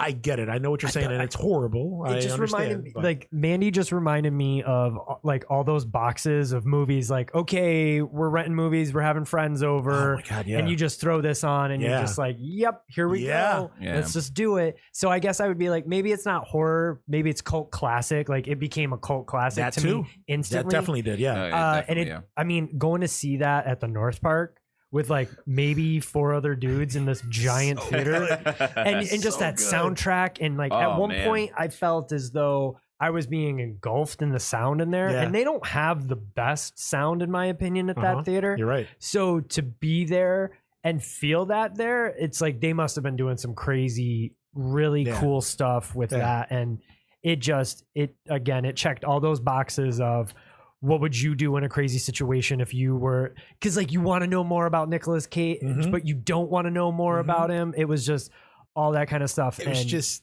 that yeah. even the trailer. Like honestly, I went in cold. I saw the trailer one time. Then I think it was only up for like a week at the North Park. Yeah, right? not long at all. So I went. I made sure I caught it actually twice. Wow, There. lunatic. And just the first time I saw it, honestly, the only reason I wanted to go see it is because it looked like it was finally Nicolas Cage finally fucking cracked. yeah, And just he kind of went nuts. he Finally. went nuts. He didn't even know he was in a movie. And He just everything walked that on he, set. everything, all the crazy acting that he's Yeah. been doing for all these years was in preparation for this role. And that's Yes. the only Dude, reason I Have was you going seen in to see this Vampires movie. Kiss? He cracked a long Yeah, time ago. Well, yeah, eating the roach But, for like- real. But yeah, it was just, and then when I saw the movie, and then from beginning to end, I was fucking mesmerized. Yeah. Like it was that good. It creates such a creepy, weird, hypnotic Yes. mood, Yes. atmosphere. It almost feels like a weird 8-bit video game adaptation from the 80s of like a See, sword and sandal Full Dungeons and full Dragons disclosure, thing. I had some ice cream, which is a code word for edibles, and tried watching that movie because I thought that would probably be a good movie to Well, watch. it's definitely an acid trip. And That's guess for it. Definitely what? a good movie to Totally watch. passed out. Yeah. So No, it's a good movie to But, watch high. sooner or later I'll watch it. The first time I saw it, I was blown away. The second time, I went to see it high because after the first time, I was Yeah. like, "This is Right? a movie I The definitely got to see colors high." and like Yeah. the Yeah, that's sequence why of I him thought, like, like, oh, screaming in the car. When he was finally like, it was funny. It wasn't until the second time that I realized that, and I totally forgot. There were just little hints of it, like in the beginning when he was going on the helicopter from the hard day's work, and when the dude's drinking a beer and he offered him a beer, he's like, "No." And then like later when he has that fucking freak out, and he finds a Yeah. fucking bottle of vodka, he's down in it, Crying And I was like, and "Holy yeah. shit!" And I was like, "All Screaming. right." Yeah. So the guy was a recovering alcoholic. Yeah. This put him over the edge, and now he's gonna go fucking nuts. And now he's gone. Like, Yeah. because you're like, okay, so he's definitely recovering, but Yeah. like, why did he stop? Like, what did he do? What did this Yes. woman create? Like, such a perfect place for him Uh-huh. that he never wanted to go back to. Like, what was it like? And that's the fun part because Yep. I don't want to know any of that. I want to think about that stuff, and that's what that movie did for me. And we got to mention, we'd be remiss if we didn't mention Cheddar Goblin. Very important to mention Cheddar Goblin.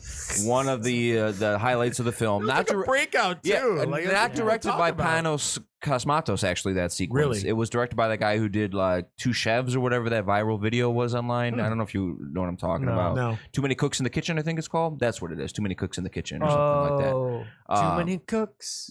Yeah, something Something like that. So Yeah. that guy directed the Cheddar Goblin commercial within the movie.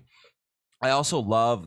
I think the scene that like was like the movie that got it. It just captures the whole movie is the scene towards the end with Nicolas Cage in the car, you know what I mean, God, by yeah, himself. yeah. And there's nobody else. I mean, I'm not as hot on Nicolas Cage as everyone else, but I think only he could have pulled off that bit in the car, you know, towards the end when it's just him. All bathed in red yeah, light. oh, it's just beautiful. Yeah. And it's very important to mention, along with Mandy, his Panos Cosmatos' first movie, Beyond the Black Rainbow, I believe it came out in 2010. It's very great movie from this decade. Similar style and vibe. You know, it's got a cool soundtrack, weird story, and like hypnotic, druggy type thing. Nice. Fantastic. It's like, That's on a certain list I have at home. Of what, the worst? No, movies to watch. Oh, After Ice Cream? Yeah, after eating ice cream. It's great. It's great. It's like Firestarter and meets a slasher, but they just covered in drugs or something. You know what I mean? Like my that kind of one, movie. Mandy tied with me for with the Void.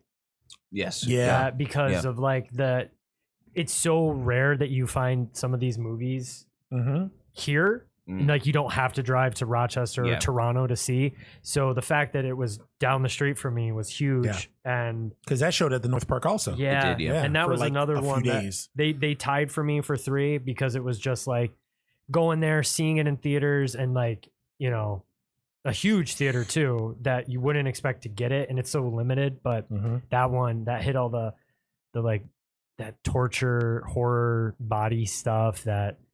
It reminded me of Hellraiser, and Cronenbergian shit. Yeah, I got to throw it in there with them because it was just like I remember all the stuff leading up to those, going to the theater and seeing it. So that's why I'm tying that one because it was just all right. Like my 3 and 2 kind of get a bunch of ties for me, but yeah. So that was my number 3. Fine choice. Number 3. Oh, we got to please let's mention the soundtrack. Johan of Mandy.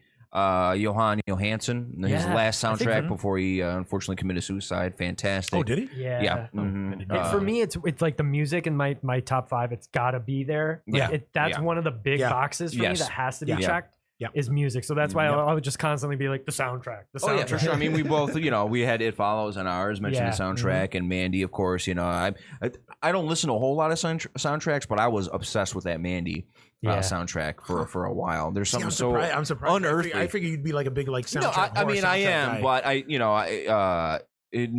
it took a while to crack the soundtracks for me, and you know, Mandy was it's up there for me. You know, nice. So number 2. Number 2. Oh shit! There Top it is. 2. All right, is it? Do I go? Yeah. Number 2. Top 10 horror to the 2010s. Oh, excuse me, top 5. My number 2 is You're Next. Really? I don't know that one. Yes, You're Next. Fantastic. It brought back Barbara Crampton out of retirement. It introduced us to Sharni Vinson, the Fantastic 3 Animal Masks killers. Okay, I know what you're talking about. The music by the Dwight Twiley Band.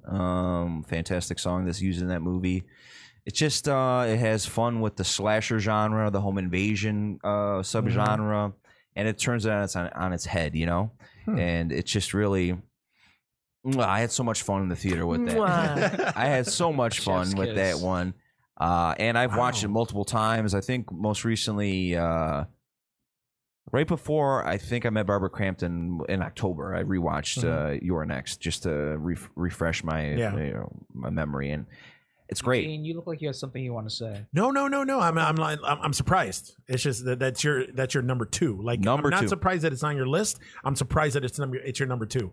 Yeah, a lot of it has to do with rewatchability, and I don't know. I guess maybe the memory of me watching it the first couple times, and it's just fantastic. I mean, the kill with the blender, and how unsuspecting it is at first. Like when the families at dinner are just bickering, you know what I mean, and then suddenly an arrow comes through the window, you know, and it's just like, what the fuck is going on, you know?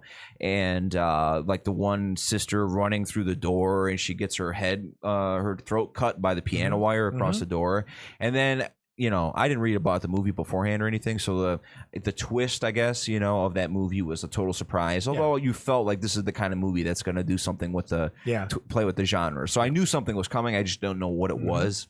And yeah, it was just great. And there was a lot of funny lines, like, you know, like what does the one girl say, like "fuck me on the bed next to your dead mom" or something, you know, which is just such a ridiculous line, but it like works in there, you know. I could see one of my ex-girlfriends telling me that. So Yeah. that feels But pretty yeah, the real. kill with the Alright. blender and everything was just super Were you guys great. on ice cream when it happened? No, ice cream is only kind of like a new thing. I haven't been done that in for a long time. Interesting. But yeah, the kill with the blender is like fantastic. Great movie. Nice. Any The thing is, the thing with that movie, I love that movie. Eugene, When I wow. went and saw it, I thought it was great. Unfortunately, I read beforehand stuff about the movie before it came out, and everybody was.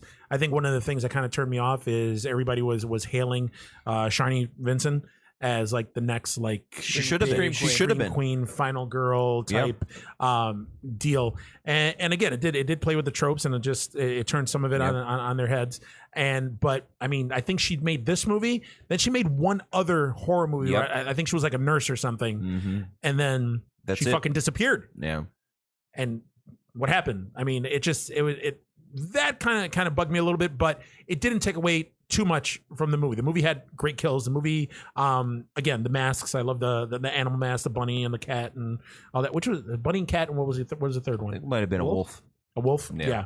You know, and Barbara Crampton was in it, and it was a good movie. But I don't know if I would have put it as one of my either my top 10 for the decade. I mean, it was a great movie, but. The other movie that she was What in, Eugene said. the other movie that she was that Sharni Vincent was in, I think it's called House on Willow Street. I haven't seen it yet, Okay. but I think that's the other horror movie that the that one where she she was was a in. nurse? Yeah, So I remember seeing something with her in a nurse's outfit. This poster looks familiar. So I think that was the other Yeah, I one think that she that's it. was Yep. in. Yeah, I haven't Yep. seen it yet, but I do love her. I think she's done the convention circuit a couple times. I'd love for her to be in movies, and I also love to meet her too. I mean, she's fantastic. So you liked it, Marcus, but you weren't Literally like everything crazy. Eugene just said. Okay. All right, good. Sum it up. I guess I feel a little Validated. strange. Oh no, I feel like I really love this. Like I it's mean, fantastic. I liked That's it. surprising. That was surprising. Didn't like it as nearly as much as Yeah. you, but Yeah. I kind of saw the twist coming, so that kind of But Yeah. Yeah. I think that's partly why I liked it. It wasn't just your standard slasher. Right. You know what I mean? Yeah. Which is pretty. You know, in a wider discussion about the decade itself, I think there was a lot of movies that tried to play with the tropes and a lot of meta knowledge regarding the genre and like playing with it. You know, not only homages but also playing with it, all the tropes and stuff. Yeah. All right. all right, Eugene. All right. So I guess I'm next. The next two are kind of actually next. fucking obvious. My number 2 movie is a movie that just came out last year, and I ended up loving it. And I don't think that I would have ever gotten to watch it had Peter have not brought it to the theater last year. House of Jack Bill. Oh yes! How did I forget this? Fuck! I forgot to put it on my list. Wow. Such a great movie, Eugene. That was my favorite movie of last year. Oh, Of yeah, it was one of 2018. mine. It blew Halloween out of the water. It blew like pretty much everything. Because I think that year also Climax came out too, right? No, that was. Or was that it later? Or early? was that It was early early this this year? year. That was Early this year. super Yeah. quick. Yeah. Like February 2019. Yeah. Okay, all right, but yeah, I mean those like those two movies. House at Jack Bill is just God. Eugene, give it up to you, man. Yeah. It was just. I mean, you were at the screening too, Marcus, weren't you? You weren't? It was a big night though. We had we had a ton of people there. I A saw lot that of one at Terrace people home. there too. Yeah. Yeah. It was Dan, great. have you seen it? No, I have When not. I see shit. that runtime, Yeah. I'm like, there's no way I'm making it. no. Let that baby wash over you, man. Yes. Let it wash over you. Oh my God! It's a See, wave, I'm- man. I'm It's a into typhoon, man. Had It's a something typhoon. going on that, Good. like I missed it or something because I remember you were saying you were getting everybody to like the crew to Yeah. come over and see it. Yeah, I was man. bummed, man. And this Oh, was yeah, the it was so- director's cut. We got to mention that, Eugene. Was it director's or unrated cut? It was. Yeah, the unrated yeah, one. yeah. If Was it it was around- like at noon, I could have made it happen. Yeah, but whatever time. a lot it of was those at, noon screenings we have, Eugene. Dude, Marcus. That's yeah. how I made it through. What- What's the time upon time in Hollywood? Yeah. What It was was so good. Like the basic plot of the movie is Matt Dillon, who just played against type, Yeah. played a serial killer, Killed it. and basically his it's through his point of view, and the whole movie's in voiceover. It's his voiceover. Basically, correct me if I'm wrong. The movie is told in 5 incidents, as he calls it. Yep. And each incident showed how he was evolving as a serial killer. Wow. Like the first one is like an interaction he has with Uma Thurman, Uma Thurman's character, and you know how what he does and then killing her, and then it just shows like the couple of rookie mistakes that he makes, and that's just every corresponding incident he gets better and better at killing people, and he has like this whole weird thing where he has OCD and he's an architect and he's trying to build a perfect house and just all of it. It gets kind of fucking weird at the end, at the very end, like the end sequence. But all of it, it's just it's so good. I don't know. It's so good. Without spoiling the end, the end killed it for me. No. Well, it's such a wild ride, it's man. only like the last 5-10 minutes that gets kind of weird, but it gets like super like artsy. Yeah, it does. Almost. Yeah, for sure. Yeah. But really artsy. It's Lars von fart in Trier. a wine glass and then smell it, kind of artsy. Man, fucking knock me out with that. I'll fart, take it. man. Yeah, absolutely. Fart, like from the first kill when he fucking bashes fucking Uma Thurman's face with spoilers with the car jack. The jack, and to when he kills the lady in her house.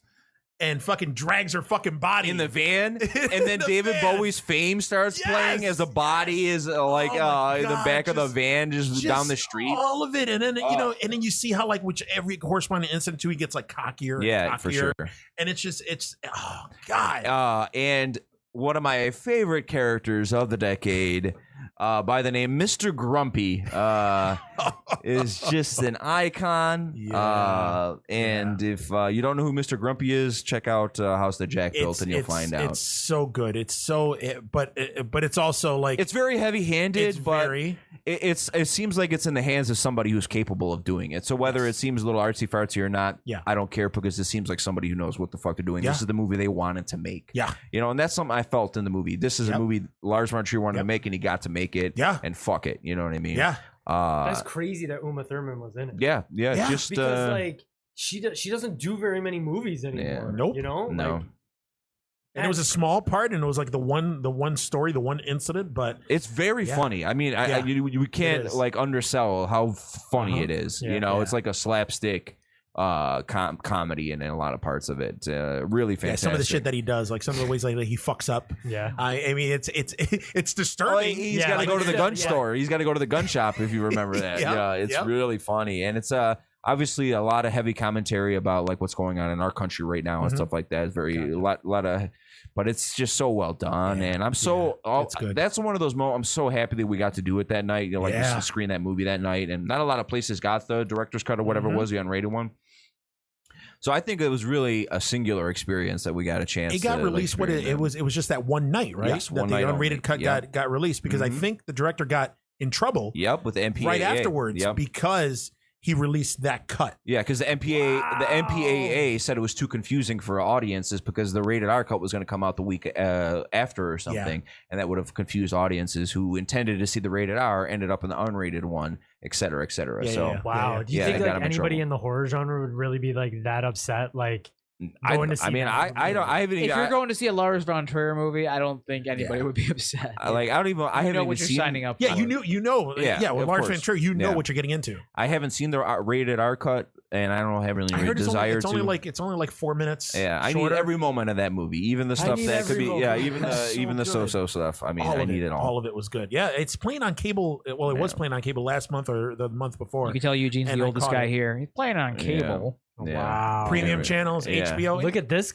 Shut up, Marcus. Balling. Yeah, there you go. I'm so excited it's getting a Blu-ray finally. That House That Jack. So excited. It's been a long time coming. That was good. And again, that's one of those. It's a credit to you because, fuck, man, that would have been a movie that I would have never heard of. Yeah. Like maybe I would have caught it on cable, Marcus. Yeah. And and then I wouldn't have appreciated it as much. Sure. I wouldn't have found it till maybe years later. Yeah. Well, it's one of those things. Well, credit to you for, that you supported it, you guys, and all coming out to tears and supporting that, which has given me a little more wiggle room. A little more say and what kind of stuff. Yeah, a little more what we can get, at the theater. So anything you need me to stroke, I'll stroke. Oh yeah, baby. Yeah. Oh yeah. Wait. Speaking of you stroking, wasn't there like so what a segment. Last time we recorded, wasn't one of you going to blow the other one based on something? Yeah, it was Eugene was going to give me a little love, but I forget for what. It was. I like that a little. You've done enough already. I'll do it right now for free. Nice.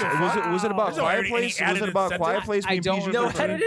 No, because we immediately figured that out with our cell phone. yeah. I don't need more. That's fine. Come on. Thank you for terrors. I'll take a shot or two in the mouth. Oh, nice. Wow. What a guy. Marcus, number 2. Oh, okay, number 2, Marcus. I have 8 movies to pick from number 2. Yeah. Again, I'm not sure. This one, I don't know who's seen this in this room. It might just be me. But Doubtful. Incident in a Ghostland.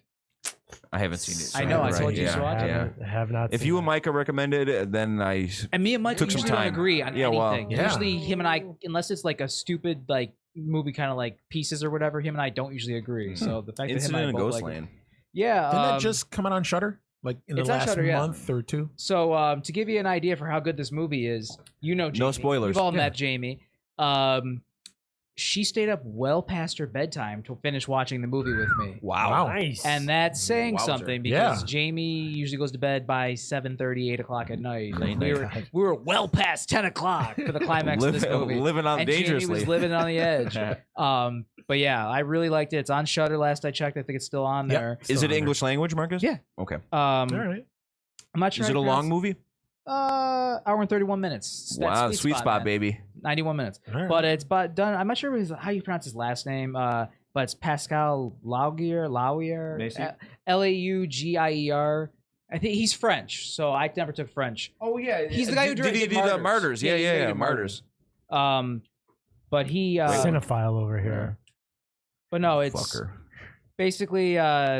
Since you guys never seen it, I'm not going to say too much. But a mother of 2 inherits a house, and her and her daughters are confronted by murderous intruders on their first night in the new home. Ooh, And so they- it's a home invasion thing? And they have to fight for their lives. 16 years later, the daughters and the mother reunite, and things get really strange. Ooh. It's brutal. I'm in. All right. It's like, as much as I don't like the movie High Tension, it's got Ugh. that same. No, I don't like High Tension, but High Tension is brutal I love until High Tension. that fucking twist Sure. happens. It's got that same kind of brutality to it, where it's just like, holy fuck, like it's just yeah. Go ahead. Is it as brutal as Martyrs? Like, are they comparable in terms of violence and gore and all that? It's hard to say because with Martyrs, it's such a different kind of violence. Yeah, You know, 'cause yeah. It's like a spiritual. Yeah, I mean, gore. You know. Martyrs. I wouldn't call Martyrs brutal. I feel like there's other words to describe the violence in Martyrs that brutal wouldn't be the first one to come to mind for me. But no, I really liked it. It's only, like I said, it's 91 minutes long. It's Okay. cool to check out. Yeah, it's bonkers, and I loved it. So yeah, All I'm right, not saying all anymore right. because I want you guys to watch it. It's on Shudder. I know at least. I two didn't of even you know have the Shudder. plot. Yeah, I didn't even know the plot, so That's I'm a all- little more that's intrigued. all you need to know. Just Okay. watch it. I went in just knowing that the guy who directed Martyrs and wrote and directed Martyrs did that. That's all I needed to know. Okay. All right. That's awesome. I'm gonna have to check that out. So I guess mine is a tie. I led a lot of ties because I didn't want to do honorable mentions. So Well, good for you. but it was Whoa, whoa, I had Train to Busan and That was one of my honorable mentions. Raw. Good movie. Nice. Those 2 movies, because again, it was going to like support local theaters that were doing it. I mean, I drove to Rochester to see Raw because it was one of the little theater was playing it, and Train to Busan was down at the North Park, and it was just one of those like each one. I love that foreign cinema is like foreign horror is kind of, it's always been there, but it's kind of being more accepted because we have all of these different ways of seeing it now. For sure. Yeah. You don't have to travel to see it. You can wait for it to show up on Netflix Yeah. or Shudder or something like that. And I think of the 2, they're just seeing how the Koreans look at zombie movies in Train to Busan was just like, that was awesome. Again, checked all those boxes for me with like, I think American zombie movies were kind of getting a little played out. I was getting Wrong. a little sick of them. Just mostly because of the popularity of like The Walking Dead Wrong. and stuff like that. And I how love Peter this movie. always considers his opinion just fucking commandment. They got There it is, right there. And then Raw just stole the show for me. That It's one, fantastic. That Love Raw. movie Love Raw. If you guys haven't seen it, I've I seen highly Raw. recommend that movie. I'm the only one who hasn't seen it yet. If, I think you'd like. and it's one like I had to Is this the track one- down the DVD, the Is it one where Blu-ray. like a vegan or Yeah, she goes to Vegetarian. veterinarian school and she gets into Yeah. cannibalism. She gets hazed and Yeah. she's made to eat meat. It's and then really also she great. becomes And there's a cannibal. really reason why good. she's Okay. not supposed to. Like Yeah. it's all this stuff that you're just It's a like, coming of age cannibal story. Yeah. And the twist at the Alright. end is my Yeah. favorite because it's like, oh my God, it's been there the entire time. Like Yeah. that stuff. Like those movies, you're like, oh man, I Yeah. would never have Alright. thought of that. Okay. And that was that woman's first Raw was her directorial debut, Debut, too. right. And I'm like, it's incredible how some people come out of the gate like swinging. You know what I mean? Yeah. And just like touching on the whole vegetarianism and like Yeah. hitting in that weird thing of, well, what, it's like the reverse of like, Yeah. of, what is that? Soylent Green or something like yeah, that. yeah, It's yeah. like the opposite way of unlocking all that stuff. Yeah. I That's a thought it great was kind movie. of, this is what happens with, like there's a reason why there's vegetarians in the world. Yeah. It's like, it's fun. It's a lot of fun, but those two were my top two. There's a great Alright. sequence in Train to Busan that was in an airport, I think, or something like that, or where it's just like zombie mayhem in like a terminal, if I'm not mistaken. I thought it a that train was terminal? really. Is that what it was? It's a train. It makes a train sense. Yeah, it terminal, makes sense. It's Train to Busan. yeah. I forgot. It's been a while since That's I what saw I'm thinking. it. I'm like, there was no scene Yeah, in the airport. yeah. Peter's But- talking about the sequel, Flight to Busan. or Flight. the prequel, Soul Station, which was an animated prequel to Train to Busan. Really? Yeah. No But shit. anyway, pretty good. Yeah, I liked what I loved Train- about it too was it reminded me of World War Z, reading the book Mm. of what would happen if this all took place in the world and like Thank how you, would all thank you these for clarifying that you didn't mean the the movie. book. Yeah, right. Yeah. yeah because- the book Thank yeah, you. yeah Appreciate it. the only thing they share is the name alone. That's because it. Uh-huh. Yep. That, That's it. That book, I mean, I had nightmares with that book. That book Oh, was so Dan. good. Because it was like it Oh, just damn. the So good. shovel. I can't remember the name of the tool. Like there's so much good stuff. So like Uh-huh. seeing foreign horror do stuff like that, I was just like, oh, see, like fuck you, Hollywood. They could have done a great TV show with this instead of a They really could've. shitty movie. Yeah. Yeah, I didn't bother Yeah. with the movie. Have you guys heard the because- audiobook? I know this is off topic, but have you heard the audiobook of No. that? No. Highly recommend it because Really? each one of the stories is told by a different actor. That's so you get awesome. like Henry Rollins, you get the dude from MASH being like the Ooh. president. No shit. You get actually Max Brooks doing the intro and all that stuff. It's phenomenal. The Oh, no sequence shit. with the parachuter getting stuck and like running and all that stuff, like it is phenomenal hearing these actors because it reminds me of like what before podcasts became huge. Mhm. If they had done that, it could have been like a Like some 24 Orson Welles like radio Yeah, it theater was- thing. Yeah. because they're Yeah. telling it their stories, so they're just going into it. But like Cool. seeing and listening to that, and then watching Train to Busan, it was Yeah. just like, okay, so what would happen in Korea? It was now World War Z was the sequel to Zombie Survival Guide. Yes, Yeah. yeah. Yeah. It's Okay. just I highly recommend the audiobook if you want to give that a shot. Fuck. It was I read 'em interesting. both, too. It was interesting to see a different culture's perspective on the zombie film. Yeah, Because I feel like it's almost zombies, at least the way they are in the pop culture, is Wrong. almost an inherently American Wrong. like genre. Wrong. But so it was interesting to What see how about, the what about the Koreans do it. Italians?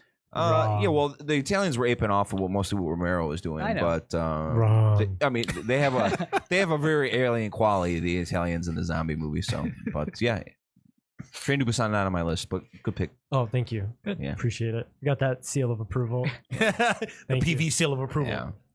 Did you give your number 2 already? Yeah, Yeah, it was yeah, House of Jack built. Yep. so, But yeah. Peter, we've been going the same order. the I'm just entire making time. sure. I'm making sure. This is it, man. Yeah. That's it. This is it. Number Number we go. one. Are you Number going to do all one. your honorable mentions before your number one? Or are you I gonna think save we those should. for I after? think we should do honorable mentions Okay. before our number Oh, one. That works. I like the anticipation. Because Yeah, yeah, yeah, I yeah, think yeah. this is kind of a bigger deal. Yeah. Whoa, I It's like the this, decade. Dan. It's the Okay. decade. We'll do right? the honorable mentions, then we'll do our number ones, and then if anybody has So like wait, a are we worst gonna of- take turns going around the room just honorable mentions, or Yeah, are we gonna do yeah, I honorable think we mentions, should do, number like- ones, honorable Yeah. mentions? No, I number think we ones? should just do Now, mentions. Honorable mentions and Okay. then number 1. So we're going through our whole list of honorable mentions. I think right? yes, All in I would one love shot. to do that. Yeah, I Yeah, want to yeah. hear everything you have on your pieces of paper, Yep. Eugene. So I'm gonna. You want me to go Same first order. again? Go ahead. Same order. Okay, so this was my 10 through 6 that was on my list. Okay, but that was because I thought we were doing top 10. So anyway, I had Raw as number 10.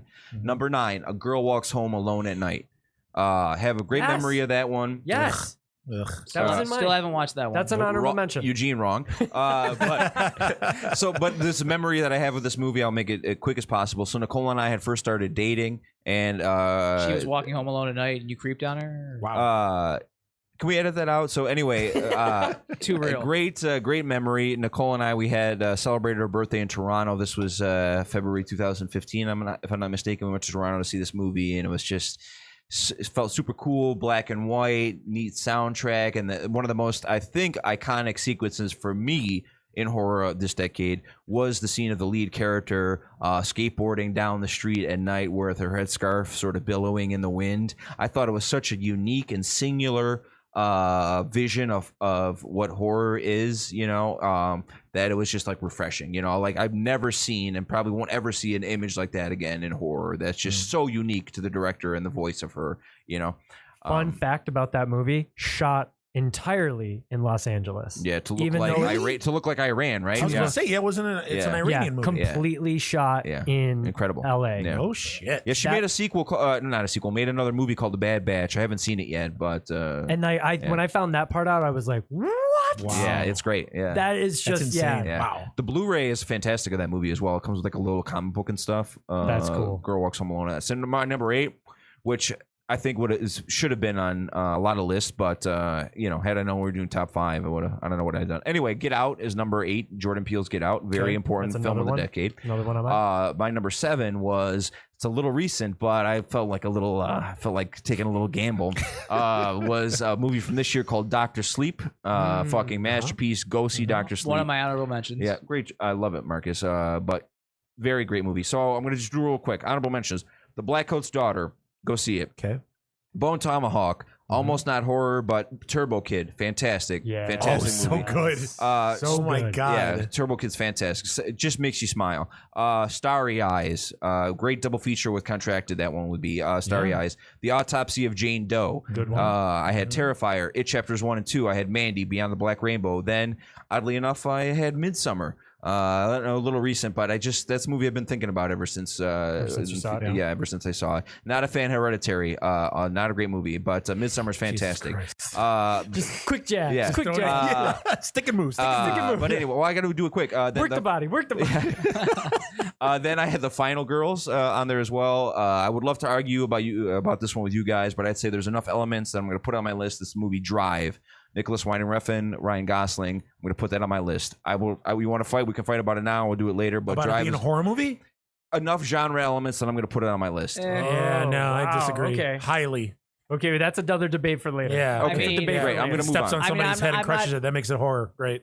You were like, no to Joker. Joker, I think, is more horror than Drive. See, no, yeah. If But you could Joker's also be wrong. If Joker's not going to be in there, then you can't have Drive. In the movie Drive, No. Ryan We're- Gosling's there we go. character No, we're not doing this. literally Here we go. puts on Eugene, a Michael your Myers honorable mask mentions. close. I'm sorry, Okay, Eugene, fine. your honorable Cut the mentions. mic. Okay, anyway, so Cut the mic. so the rest is Contracted and Revenge. Okay. Oh, you had Contracted in there. Yeah. Nice. What about your worst of? No, well, I think that's separate. Okay. We don't have that long of a podcast. Revenge is also not a horror movie. I but just blew through all those movies, man. You did. All right. So I'll just go through mine real quick. I'm throwing Dr. Sleep in there. Yes, Honorable mention. Eugene. Only because that's my favorite movie of the year so far. Fuck yeah, up dude. there with Joker. I put in, I don't know, I put it in here only because it was within the last decade, but I like the first movie more than the second. I love the whole series of movies, but Hatchet 2 came out within the decade. I just love that whole series because it's just ridiculous. It's out there. It's, Kane Hodder. It's awesome. Adam Green. Would You Rather was another one of my honorable mentions. I haven't seen it. Really? No, it's I haven't seen on it. it's on Netflix. Okay. The first VHS. Fine choice. Yep. Part 2 is pretty good too. It's okay. Not as good as part 1. Which one has the alien one in it? The alien story. The second. They one. kind of blend together. Yeah. And then Second I think one. the second one has that kid in that weird school that gets really creepy. I think it's The second satanic. one. Yeah. So Yeah. part 2 is better than part 1. Next one. But part 1 has All right. I Like You or something. You remember that? I Like You, Yeah, yeah. that's a great one. Yeah. Also, I got 2014's Clown. Yeah. Hadn't seen it. Yeah. Eli That's Roth's on name my was on it, list, so I yes. avoided it. Really? Wow. Jesus Christ. I heard really good things, and so it's on my list. I still They gotta should get have through put it. they should have put Honestly, Eli Roth's name on it. when he produces, it's not so bad. He's not like Sam Raimi. When Sam Raimi produces I was just something, gonna say I that. love Sam Raimi when he He wants directs to something. stay But when away Sam from Raimi that, yeah. produces, it's Jesus. mostly I'm out. garbage. Yeah, yeah, Wow. yeah. But no, Eli Roth. I mean, Eli Roth's name was on The Sacrament. That's right. Oh, you Yeah. got me. Okay, Yeah. I rescind what Yeah, I just it said. was. I'm I sorry, mean, I'm everybody. sure there's I some was garbage wrong. that his name's attached to as Yeah, well. I'm sorry. I'm I'm sure there wrong is. about that. Like The the Cabin Sacrament is Fever great. remake. What's that? Like the Cabin Fever remake. Well, yeah, That was but that's awful. because he did the first one. So by name alone. Well, no, he it's- did the first one, but then he produced the second one, and all they did was they shot off the same exact script from the original. Right. Like, it So was they just had stupid. to. That's a producer credit in name only because he's going to get money for the thing I anyway. It's not like he guess. was on set like I running and guess. gunning and everything. I Okay. guess. So Clown. Clown. Yes. Yes. Regarding Sam Raimi producing stuff, what was that one movie that he did with? Spider-Man 3. No. Spider-Man. Drag 2. Me to Hell, which Spider-Man fell 1. in the 2000s, not the 2010s. No, unfortunately. Sam Raimi didn't direct it. He produced this movie. It had the Oh. dude from The Watchmen, the comedian. What's that actor's name? Negan. Oh, Jeffrey Dean Morgan. Yeah. He was in a. It was the something with the word P in it. The letter P. I mean. It was tough. It was Sam Raimi produced it. It's gonna bother me, but that was not a great movie. No, most of the things Okay. he produces not good. So Clown. What was I it don't know, about a man. clown? You guys don't really. It's funny too because I think I mentioned the movie last episode, and most of you guys were like, "Ugh, Crawl wasn't a bad movie." I still haven't, like I still haven't that. seen it. To you, Crawl it was wasn't not a bad movie. movie. Wow. See, all right. I liked it. Clown was a good movie. I enjoyed it quite a bit. It looks I like always Marcus confused enjoyed it. The Clown. possession. The possession. I always confuse Oh, okay. Clown and Stitches Oh, because okay. they're both clown movies. Yeah. They both came out around the Yeah. same time. Why would you name your fucking movie Clown? You know what I mean? Like the most pretty- nondescript movie. Why would you know? name your movie It? Okay. Well, I mean, it's based on Okay. a massive Stephen King. I want to hear the rest property. of Eugene's honorable mention. Okay. All right. So Clown. yeah, thank you. So we had Clown, and we had already mentioned What We Do in the Shadows. Already mentioned The Witch. This movie I didn't catch till after the sequel came out, but then when I saw it on Netflix, I was pretty happy and pleasantly surprised with it. 2015 Deathgasm. Yeah, I like metal that guy. horror. Yes. I dug that one. Then keeping it still. 2015 was actually a decent year. Krampus. Nice. Nice. PG-13. PG-13. Is this mic on? Is PG-13? All right, Is this enough. mic Enough. Enough. 2015 also. This one I wrestled with again. Didn't know if it was a horror movie or whatever. It did have horror elements, but Green Room Oh, dude. with Patrick Spoiler Stewart. alert! That's my number one. Oh. Why would you could've ruin held that? Why would you dude? ruin it? Why would Why you do not? that? It's all right. That's all right. That movie. Well, we'll get into it when you. Good Yeah, movie. yeah. What was the name of the Russian kid that died? Oh, Anton Yelchin. Anton Yelchin. Yeah. He was in it. Like everybody in that movie was so good. Yeah. Also, was this produced by Eli Roth too? God forbid. Or so. I'll be honest. I don't know whether on the it was or poster. wasn't. Quentin Tarantino said something about it being one of the best horror movies he's ever seen, or some shit like that. Just with the tension, just everything in that movie was fucking awesome. Now, why don't Patrick you Stewart- consider that a thriller? Can we get into that when we get to Marcus? Yeah. Okay. Yeah, let's Well, Yes. table that. Yeah. I don't want to. Yeah. I have two more left on my best of. It's Autopsy of Jane Doe, which is Yeah, already buddy. mentioned, and then lastly, this movie fucking pleasantly surprised me. But then I kind of figured it was going to be a good movie from the trailer, Ready or Not, that just came out this year. Yeah, it's great. I Great still got to choice. see that. Yeah. So those are my best ofs. All right. Honorable mentions. My honorable mentions, as already mentioned, Doctor Sleep, Nice. Clown, Mhm. Stitches, Mhm. which I don't know if anybody's seen Stitches, Nope. but I'm not going to get into that now because we are strapped for time. Well, no, because we still got a whole bunch of shit we got still to talk about. Revenge, as previously mentioned, Nice. I really dug that one a lot, even though it was a Not a rape horror movie. revenge movie. It's on Shudder, so that kind of makes it horror, I think. Yeah, there's also As superhero mentioned documentaries on already, Shudder I too. saw The Devil. I Mm. love that movie. It's a Korean movie. I It's a good strongly movie. suggest you Yep. check it out It's a good if movie. you haven't seen it. Terrifier, Train to Busan. And then two that weren't mentioned. I really dug Summer of '84 on Shudder. Yes. I really- forgot about that fucking. I really like Yeah. No payoff. It didn't Yes. have any payoff. I didn't. Oh, I completely disagree with you. Okay, Didn't well- have any payoff. Yeah, it did. It totally. had Peter, payoff. in your words, Wow. wrong.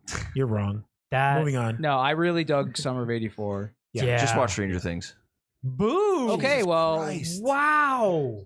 Don't watch any movie or TV show that has a bunch of kids doing stuff and getting into shenanigans is a Stranger Things ripoff. That nowadays. ending was so much different than Stranger Things, and like that was the creepiest part of I'm going to just haunt you. Okay, you all know right, what? Peter. Okay, stop sorry about the time. Okay, All right, so and then one other one. I don't know if I said I said Dr. Sleep.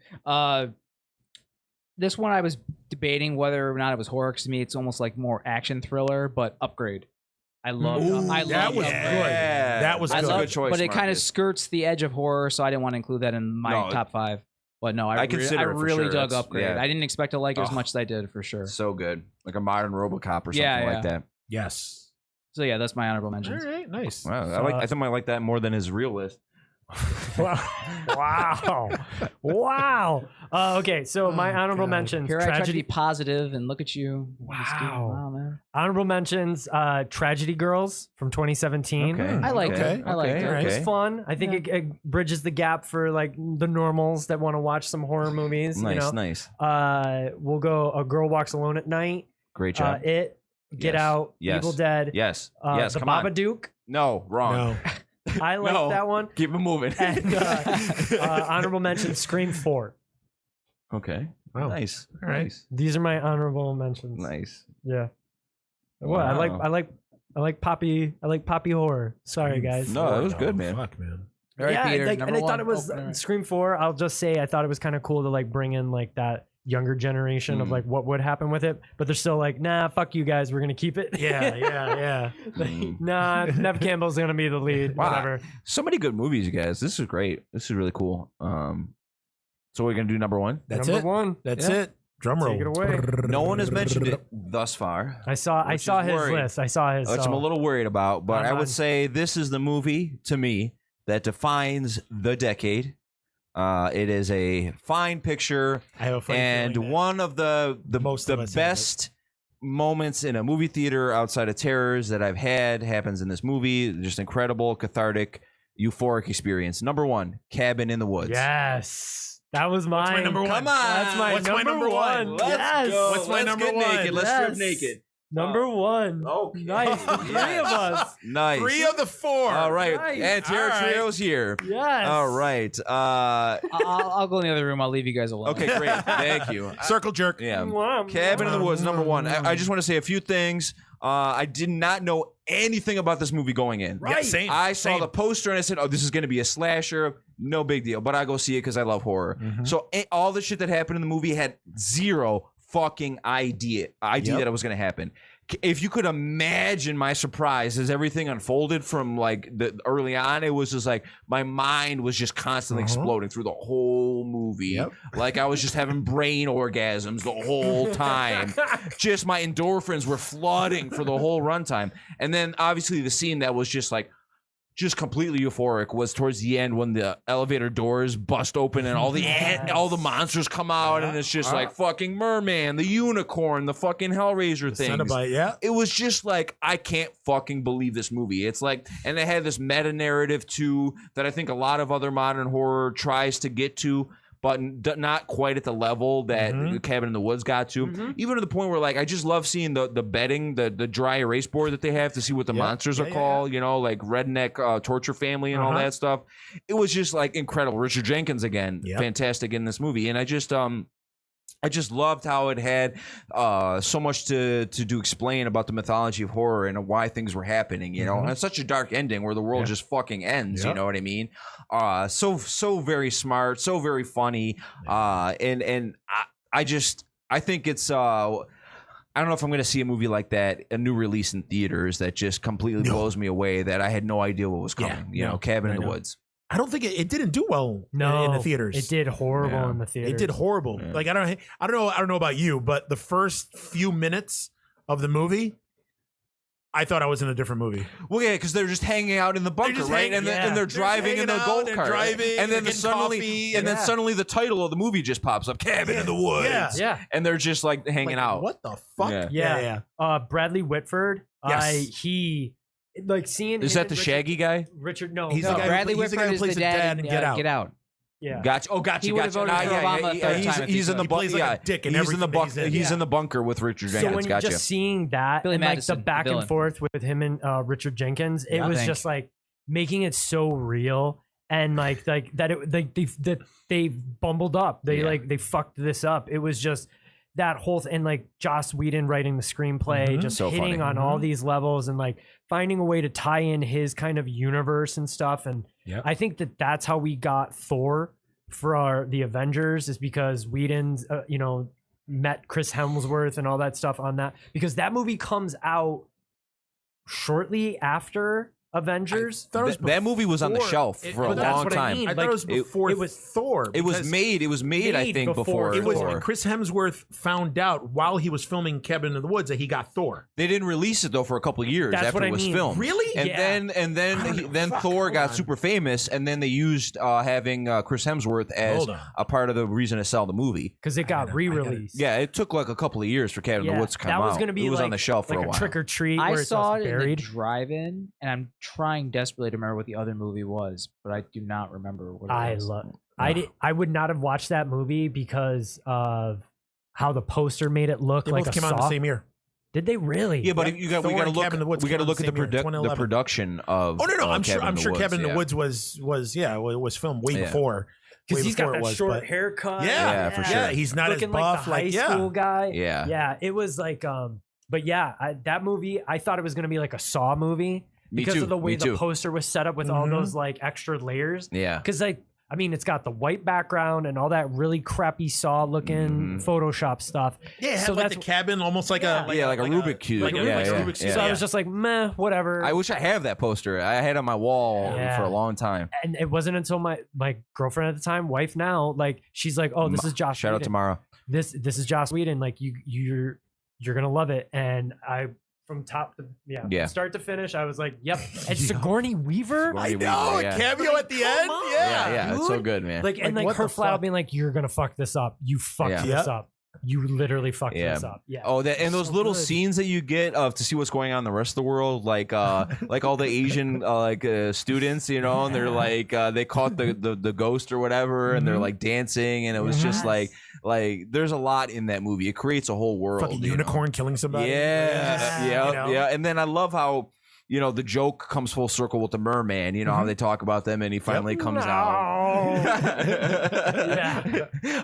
And that's one of the only movies that there's a Cabin in the Woods like book that has like the script and some behind the scenes stuff. No shit, that's cool. That I was like so obsessed. I'm like, I got to get everything I can from this movie. Yeah, and I'm surprised there hasn't been like a line of Funko figures from all those There characters. hasn't. It's Yeah. You weird. can have all those characters. But then and again, turn they could into do a line of Funkos. Funko figures for 13 ghosts, and they haven't done that yet either. But So, why don't they want our you money, know. Eugene? I have no idea. They Peter. would gladly get my money. Before Me we too. jump, my favorite part was that in the behind the scenes, that room where they're picking Mhm. what's going to be the thing, the prop person, I guess, had to find like everything, not just for everything that's on that board. They had to find a piece and put it in the set. No that was shit. something that they could have grabbed that would have tied up to the thing. Oh, on the like in board. the basement? Yeah, that's where they're all cool. like, what's it gonna be? Like, what are they gonna grab? Like everything on Oh. that board had to have a prop Wow. piece, not just the stuff that they were gravitating towards. It was Very just cool. like, yeah. I thought like that attention to detail, Yeah. like putting in all those extra layers. Came out of nowhere, man. It was yeah, so the good. It Lovecraftian idea of monsters. All of it. It was funny too because we watched the movie. I actually went on a double date to go see this, and the couple that we went with, the guy is like a big movie guy, just like I am. And just from the beginning, I was like, oh, it's probably gonna be like a regular slasher, blah blah blah, horror movie, whatever. By the end of the movie, a lot of people in the theater were bitching because they didn't like it. Me and him fuck looked 'em. at each other. The girls that we were with were like, it was all right. We both look at each other. We were like, that was the best fucking movie ever. That's what I said to my Best friend. movie Yeah.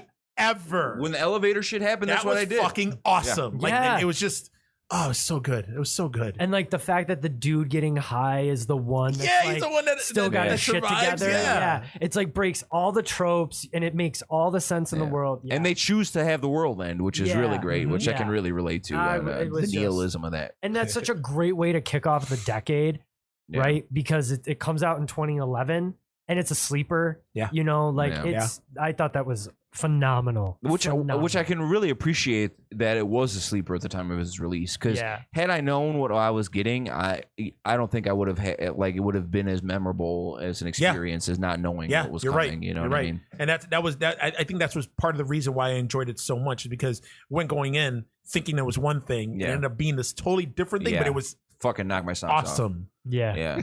It's so weird though that that movie it could have done really well, I think, if it would have been marketed the right way. Yeah. Or if it would have been marketed at all. Yeah, that's a good point. They didn't want to do it. Because how are you going to market that? You know what I mean? Like as a meta comedy horror thing. I don't know. It reminded me of Trick or Treat, where it's get the trailer's really good, and then you don't hear anything about it. And then you're like, oh, well, what happened to that movie? Because I remember seeing 300, and then I'm like, well, that's Trick or Treat comes up, and I'm like, that's a movie I want to see. And then you couldn't find it. Yeah. And and now it's, oh my God, everybody loves Sam. And you're like, fuck you. I was there first. That's how I feel about Cabin in the Woods. Like if I hadn't been shown that, because it would be like that one where you're like, do you guys want to watch Cabin in the Woods? And you could always tell, Marcus, we haven't heard much from you about this one. What do you think?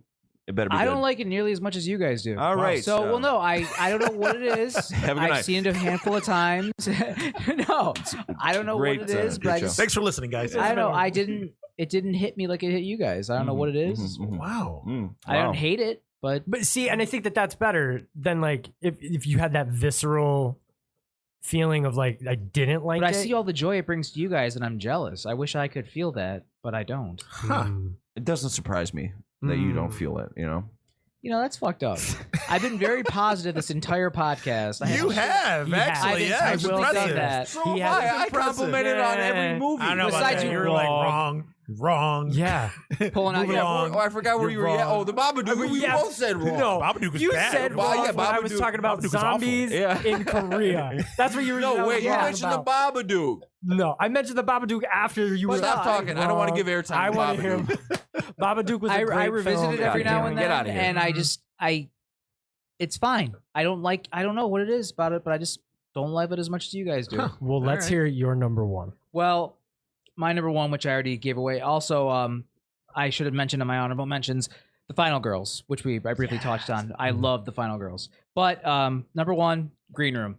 I love that It's movie. tense. Yeah. I was never yeah. in a band, but I used to have a lot of friends who were in bands. I would help them. I would help do roadie type stuff. I would film their sets for them, all different shit like that. What a So nice I've guy. been in a couple green rooms and whatnot. No, never anything crazy like that happened, but No Nazi bars. nothing Yeah. like that. I mean, some of my friends are in punk bands, so shit have gotten a little crazy. Yeah. Some hardcore bands too, but overall, nothing like that. But just, I mean, Patrick Stewart's in it. Anton Yelchin's great in it. The horror is perfect as far as the gore and everything like that. It's not too overdone. It's not too understated. It's just right. It's something that could happen, and I like that kind of horror. If Peters looks like he's falling asleep over there. Oh, okay. But no, I love Green Room, and yeah. What do you guys think? You seem like you guys. There's something you I love that. I love that love movie. that It was movie. again, that was one of those movies where, again, I saw the poster and, Quentin Yeah, I didn't know Tarantino. what It to had to be think when I Quentin saw the Tarantino was poster. like, oh, greatest horror movie ever. I was like, all right. And then I watched it. Easy, and Quentin. when it was everything that you said. Like it wasn't over the top. The gore was just right. The sense of fucking dread and the fucking fear and you felt bad for these fucking kids Yeah. because they were like trapped in this place and they couldn't get out. Eric Edelstein is Big Justin. Yes.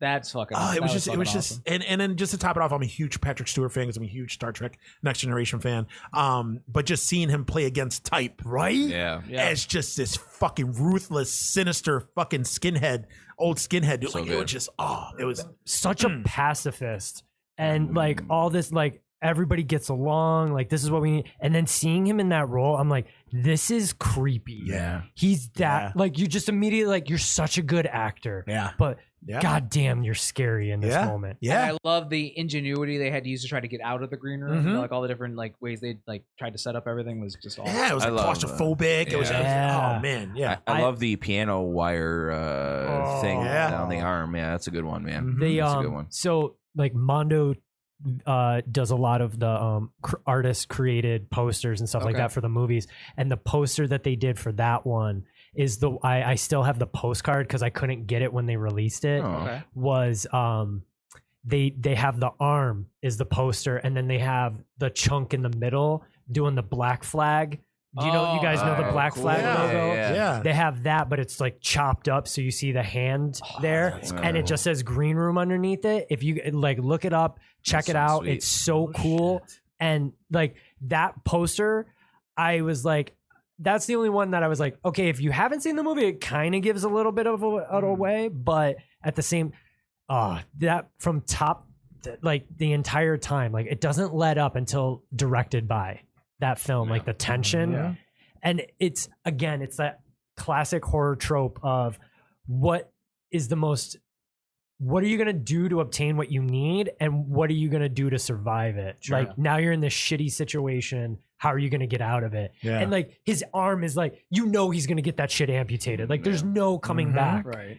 And like when he reveals it, oh my God. Cause you're just, now it's like, you know, when we were coming over here, I ran over a storm gate or grate, you know, like going over into the, like you hop it because of Pennywise. Now, whenever you're putting your arm out behind a door, you're just like, it's going to get slashed up like Green Room. Like there's all these things that like, that movie. That's so good. Yeah. And like the punk, because I did play in bands and like we did travel a lot, and you'd always hear like the weird stories. Yeah. But we were weekend warriors. It wasn't like anything like Nazi punks. Fuck off. Man. Yeah. Like. Yeah.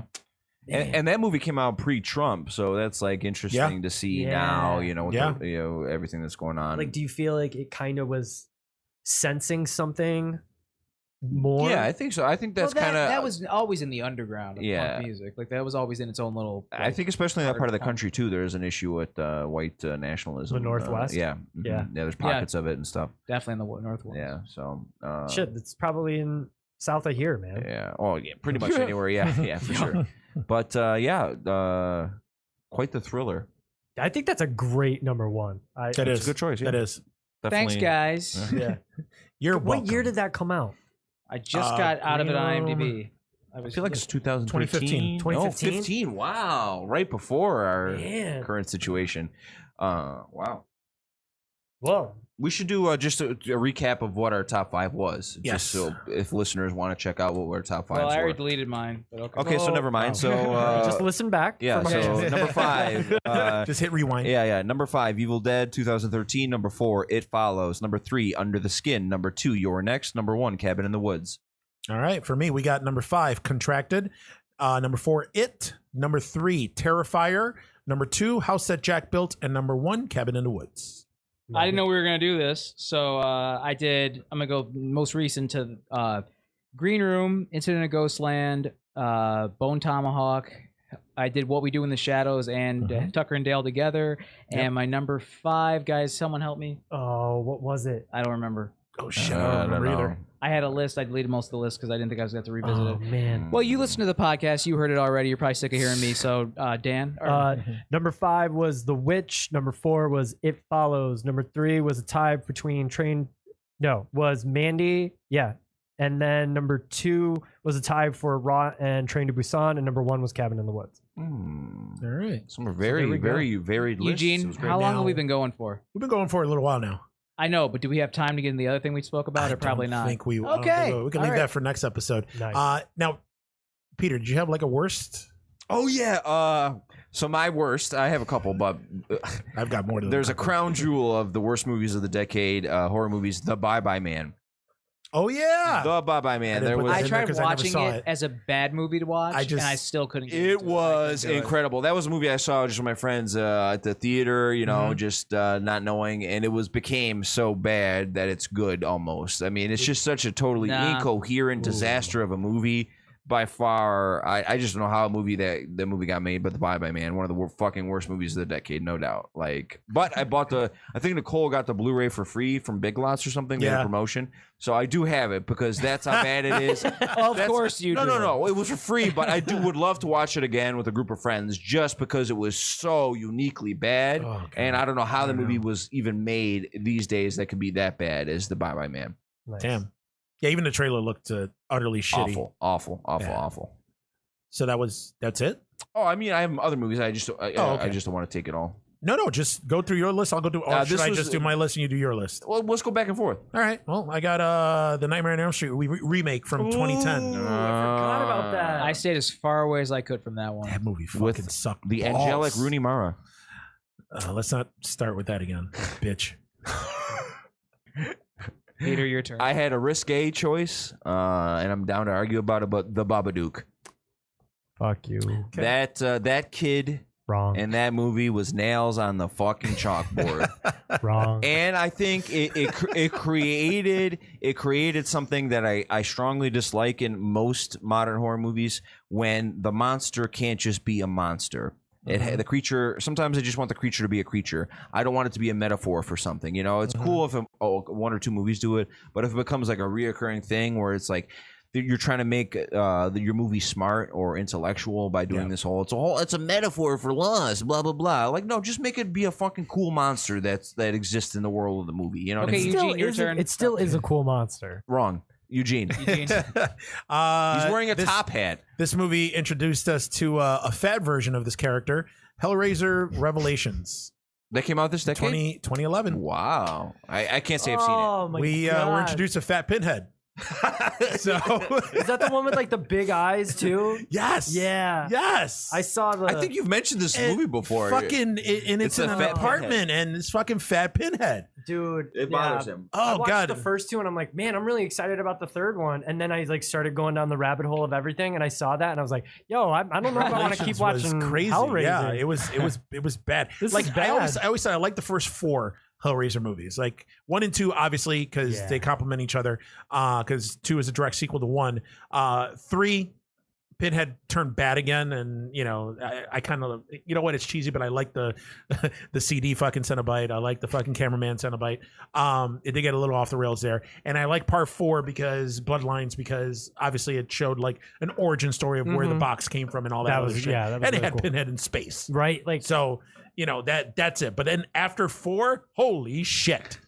That's because it. they're up to what, like Ooh, 6 I or got 7? I don't know, but the last man. one that came out, I think last year or the year before, that was just as bad. Got a It late was entry. almost as bad.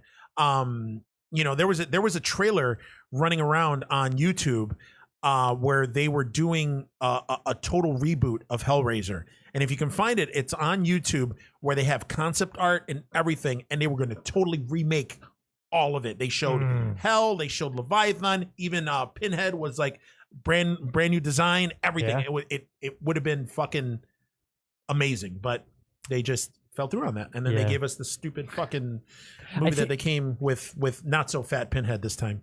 Wasn't there one that came out last year? That's what I'm talking about. Okay, gotcha. Yeah. It, Pinhead hit the gym, and then he decided to just sit on a fucking stone chair the whole movie.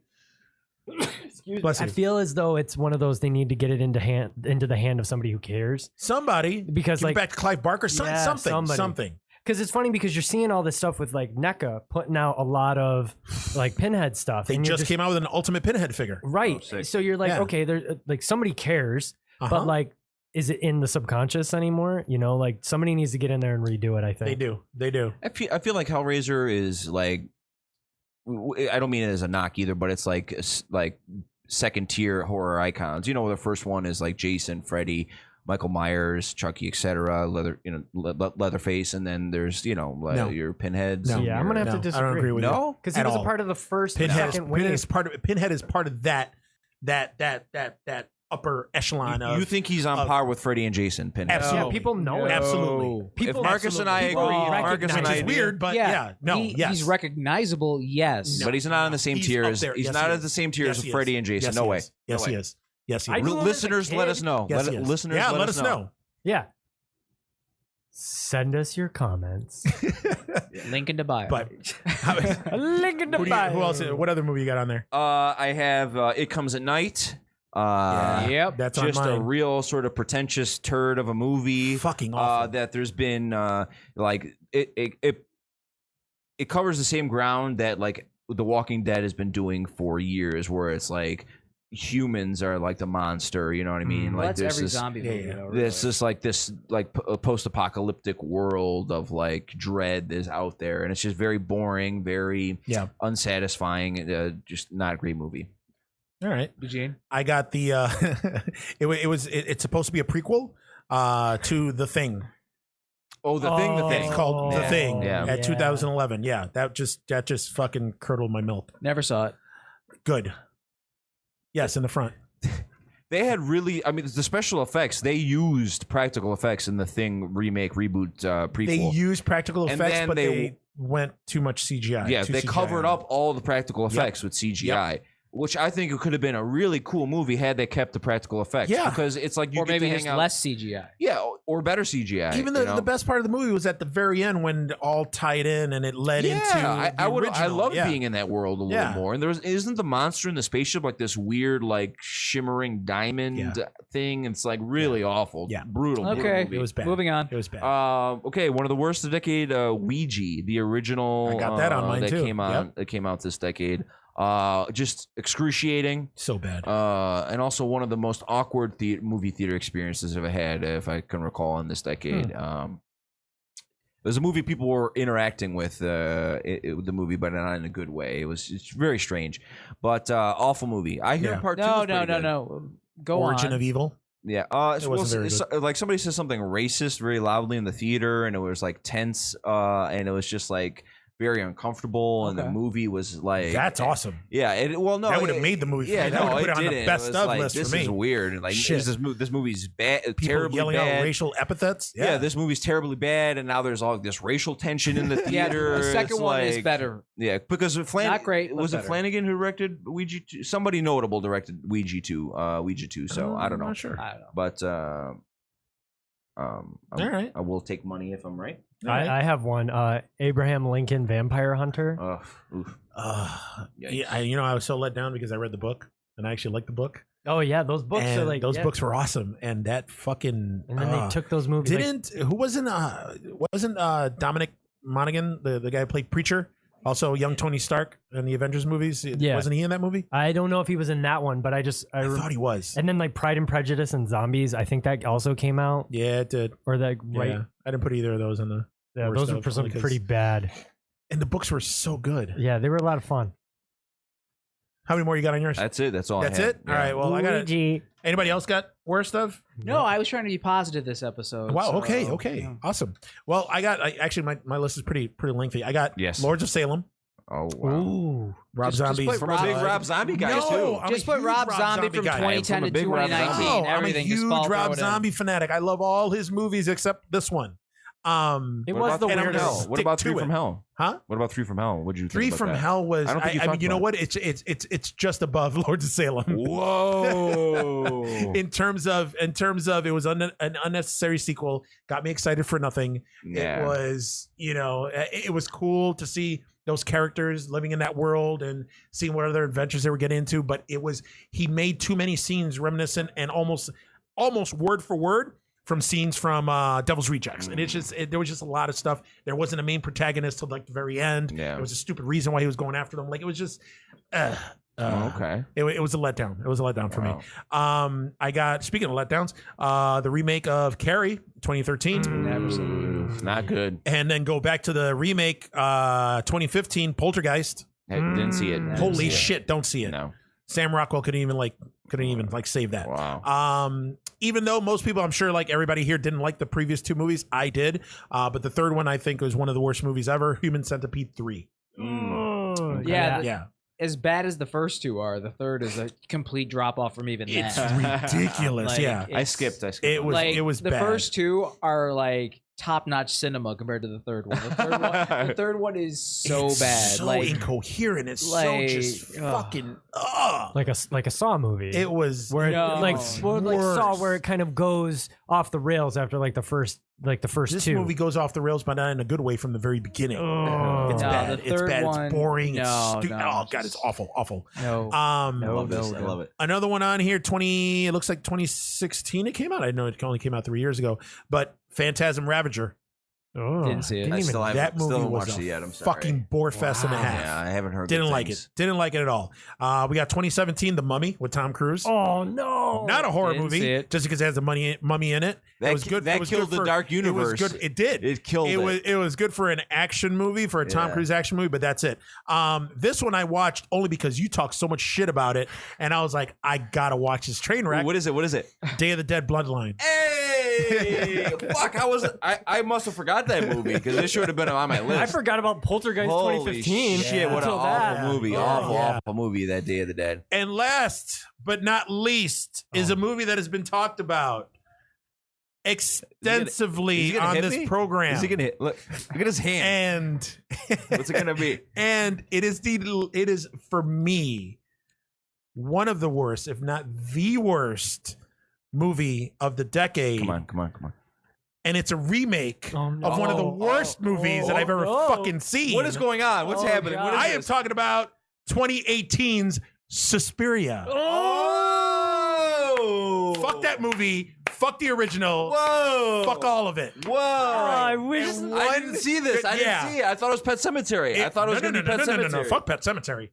But Pet yeah. Cemetery should have been on both your worst. But I dogs. love that Oh, it's yeah, we talked about it so bad, much. very We bad, talked so about it bad every didn't even episode. make the list. Yeah. I mean, we talked about it pretty Fuck much that. every episode. Every yeah. episode. Yeah, I don't want to talk about Cemetery anymore. But yeah, Suspiria. Oh, man. Fucking Suspiria. Still haven't man. seen the new one. So then don't do it. It's It's, not- it's free on Amazon Prime. I know, right now. and so Don't that's see why it. I might Don't see it, watch 'cause it. it's No, very- don't It's a watch very long movie. Don't watch Very it. It's overstuffed. 3 hours long. There's maybe one good scene in it, and there's a fucking end credit scene, inexplicably for no reason at all. Yeah, I forgot about that. I What forgot the about that fuck? in credits. Yeah. You know what sucks? Tom York did the soundtrack, and I love There's a couple what good he- songs on that yeah. one. A couple good songs on that. that But one. I like listened to the soundtrack, and I was like, "Oh, okay, everybody's." Oh, I got you that soundtrack. You got it from me. Did I? Yeah, because Okay, it wasn't yeah. that crap of the Mandy stuff. Was and all okay, that. and I'm like, okay, this is pretty good. Like Tom York's really good, and then I kept was so hearing excited everybody for else it. shit on it, and I was like, that movie is awful. I was actually- so excited for that movie and so disappointed, mostly because of fucking Tilda Swinton, like, and the random old Tilda man. Swinton playing what? Like 8 different Like, fucking why characters was in that the old movie? man character in the movie? I don't know. She was the old man. She was the wallpaper. She was the fucking tea one of the kettle. Like, demons, she was yeah. like, she was one of the witches. She was the fucking head Yeah. of the school. Oh, yeah. Like, I No, just don't understand Yeah. it. Like for, I love Tilda someone who Swinton hasn't too, seen but the movie, was she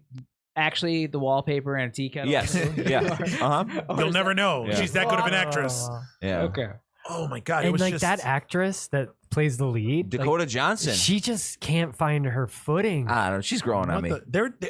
She's growing She on keeps me. getting cast in shit. And, Like that's what I mean. She is was in it's that like- movie Wounds recently. Yeah, It she was a also movie. Bad also Times in- in El Royale. Wasn't she also in the 50 Shades of Grey movie? That's Well, True, that's yeah, what- that's what yeah, got her- Yeah, that's yeah. what got her Yeah. notoriety. She's like Well, the I daughter, mean, what, of being Don Johnson and Melanie Melanie Griffith's Griffith, daughter, right? Is she? Yeah. See, That and that's the helps. part that sucks. Is it's like I bet she's a really good actor, but we just keep seeing No. her in like these. No, I No. don't bet that. She was just in that movie with Shia LaBeouf and the kid with Down syndrome. Oh, yeah, the Peanut Butter peanut butter Falcon. shit. I want to see Peanut that Butter so Falcon. bad. Yeah. I want to see that. So one it's real just bad. I don't know. I feel like there was a couple of sequences that hinted at maybe the movie could have been good in a different life, like the stuff with the hooks and the woman getting bent out of shape. You know, That was the best scene. Yeah, in it the could have movie, been, man. And I mean, that's it. It had a certain sort of artistic direction to it and stuff, but it was just too much, man. It needed a good editor. It was too much story, and Way too you much. know, way too Then much. what was story. up with fucking Chloe Grace I don't Moretz? know why she was in the movie. Showed up in the beginning of the movie. Yeah, That doesn't show up again until the very end of the movie. Yeah, no, like it was it's- just like inexplicable. Like she disappeared. Like where the fuck she go? Like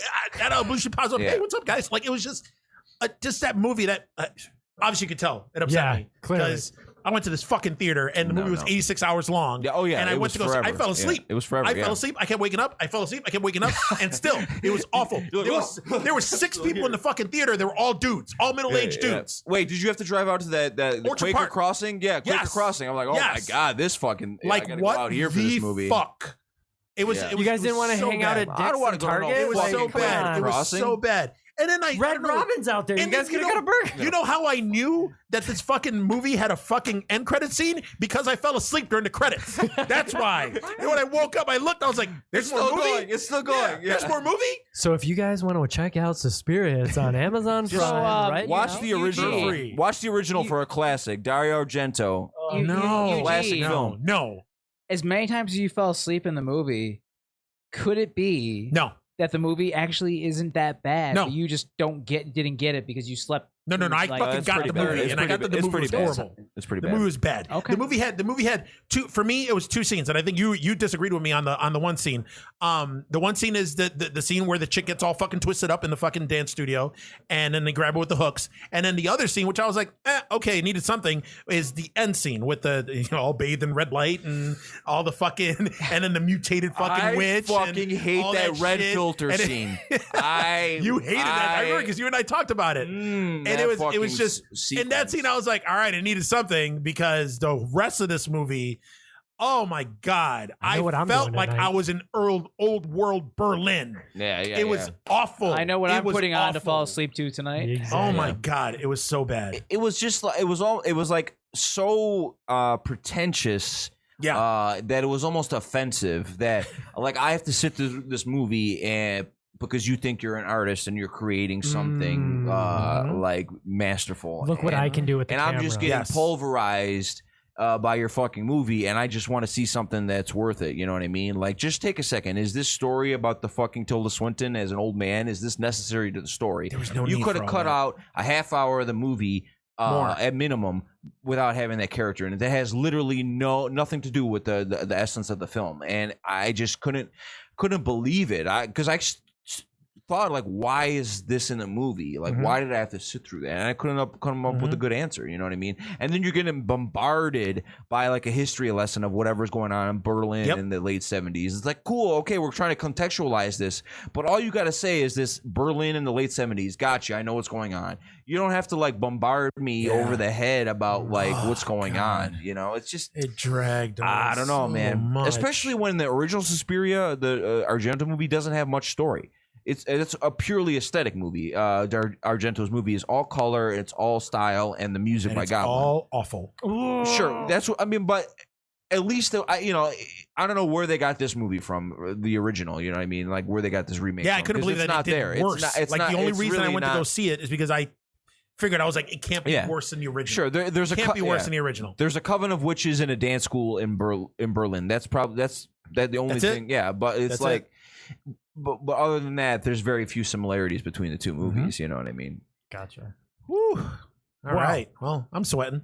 There it is. There it Fucking is. Suspiria. That was That the was- decade. Well, Good. guys, That we was the were going to decade. talk about pedophile defenders, but stay Wow. tuned until Next episode. I don't know why. I would love to talk about what we thought of the decade as a whole, but we got to rush. You know what we saw in the decade in terms of themes and stuff like that. No, but we gotta hurry up. Fine.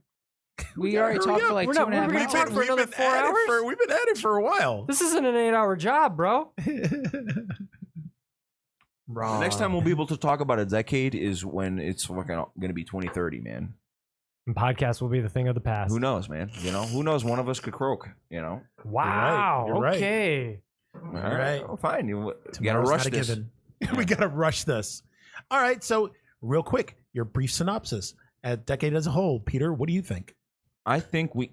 Whoa. I think we saw the rise of a lot of great indie horror. You know what I mean? Like we all talked about The Witch, and we all, there's It Follows. A lot of unique. I think we saw the rise of a lot of unique voices and directors. I mean, we got our first movies from Jordan Peele and Ari Aster, whether you like them or not. You got your Love 'em. Robert Eggers, The Witch and The Lighthouse, and I think we saw. Sure, there was a lot of remakes and sequels, but I think this decade saw a lot of unique visions of horror. You know what I mean? Rather, the previous decade had a lot of the torture porn and the useless remakes.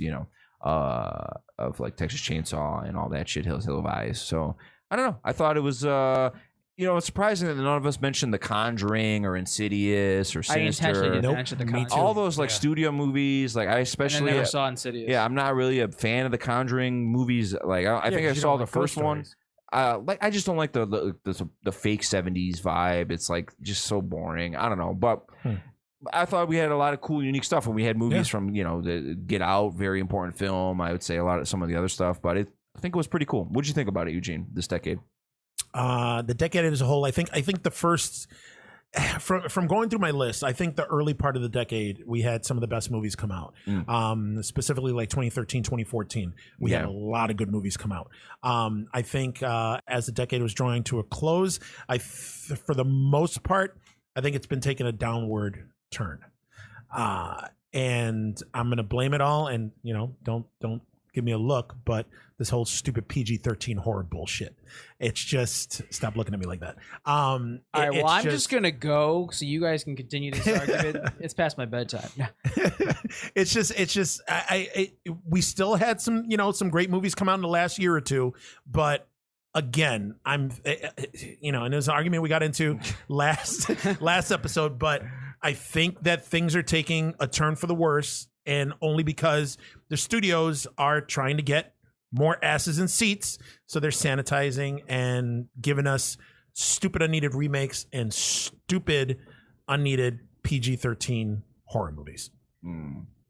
So I am going to say a combination of both what Eugene and Peter are saying. I think there's a lot of new voices with interesting ideas. Mm-hmm. Some are putting their ideas out into the world a little better than others, and some are getting a better platform to do it. But I think a lot of the problem, not necessarily PG-13, but is the studio's interference and them making them do it a certain way, which is just kind of making good movies that could have been great subpar. Yeah, like movies by committee. Yeah. That's how film is nowadays, not just in horror, it's just how it is in general. Yeah. And that's, so it's good with the bad, unfortunately. Dan? How about you, Dan? I think we're going to see the chances being taken more on streaming services. Yes. Because they're already doing it is more quote unquote disposable because they've already got you locked in for a month, right? Yeah. So you're going to see a lot more of like Summer of '84, or Revenge. Revenge, like Turbo Kid. You're going to see more of these movies they're going to be independently financed and they're going to put it all out there. And I think we're going to see that's where they're going to be. And you're going to have to find it again. It's like digging through the like going to the video store. Yeah, it's just like going through the video store. And that's what we're going to have to do to find the good stuff. I mean, like Terrifier wouldn't have been found if it wasn't somebody being like, hey, and now because we've got Fangoria and Rue Morgue, we're getting all that stuff is coming back. I think that that's going to help kind of guide us all through like where to go. But I think that the thing I loved about this decade was the risk and the chances people were taking on foreign horror because you wouldn't find like Ringu or The Grudge or any of that stuff if it hadn't been at like a weird mom and pop shop that's like, yeah, we have all this crazy foreign horror stuff that maybe you'll like, but now we're taking more chances, like all of like a rise in Asian horror, big stuff still coming out of Europe. And I mean, Canada's killing it with these independent, like self-financed, sometimes big budget independent films that you go, wait, that's an indie film by Canadian standards. That's Turbo like, Kid's Canadian, right? Yeah, Turbo Kid's by RKS, and they also did Summer of '84. Right. So I think that what was the one they did before that? Because I know Canada did the Hobo with a Shotgun. Oh yeah. Right. So I mean, like, I feel like they're just nailing it because they're just taking the chances because it's like, well, we're gonna put it out, and if you see it, you see it, and if you don't, like, it'll be because it's so easy to get your stuff on Amazon now. No, wait, was Wolf Cop also Canadian or no? That I don't know.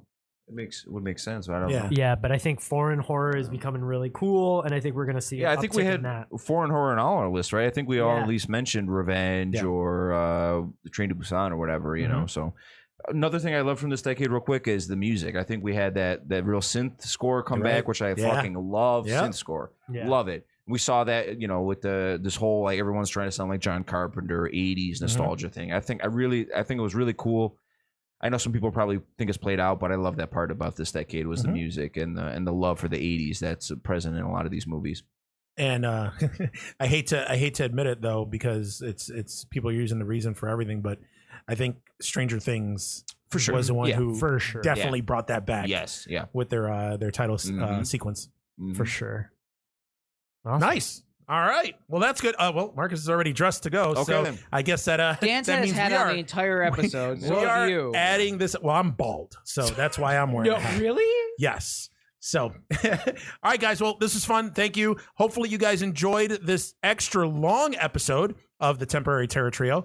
And well, if you guys want to actually reach out to us, we are on Terra Trio on email, terratrio@gmail.com. Also, you can reach us on the social media from either Twitter, Facebook, Instagram. Excuse me. Oh, shit. There we go. Man, what was going on there? Take it. Yeah. So on the social medias, we're on Twitter, we're on Facebook, we're on Instagram, we're on everywhere. And also you can listen to us on any platform that you listen to your favorite podcast. Also, we are on YouTube under the Beef Master Network channel. Check us out there for any old episodes, any current episodes. Also, we also got Geek Set Lift on there and Table Smack. So that's it for the temporary Terror Trio. I'm Eugene, followed by Marcus. I'm Peter Vullo. And I'm Daniel Morris. all right, guys, I can't fucking talk. We've been talking too long. Thanks for listening. Love you. Oh.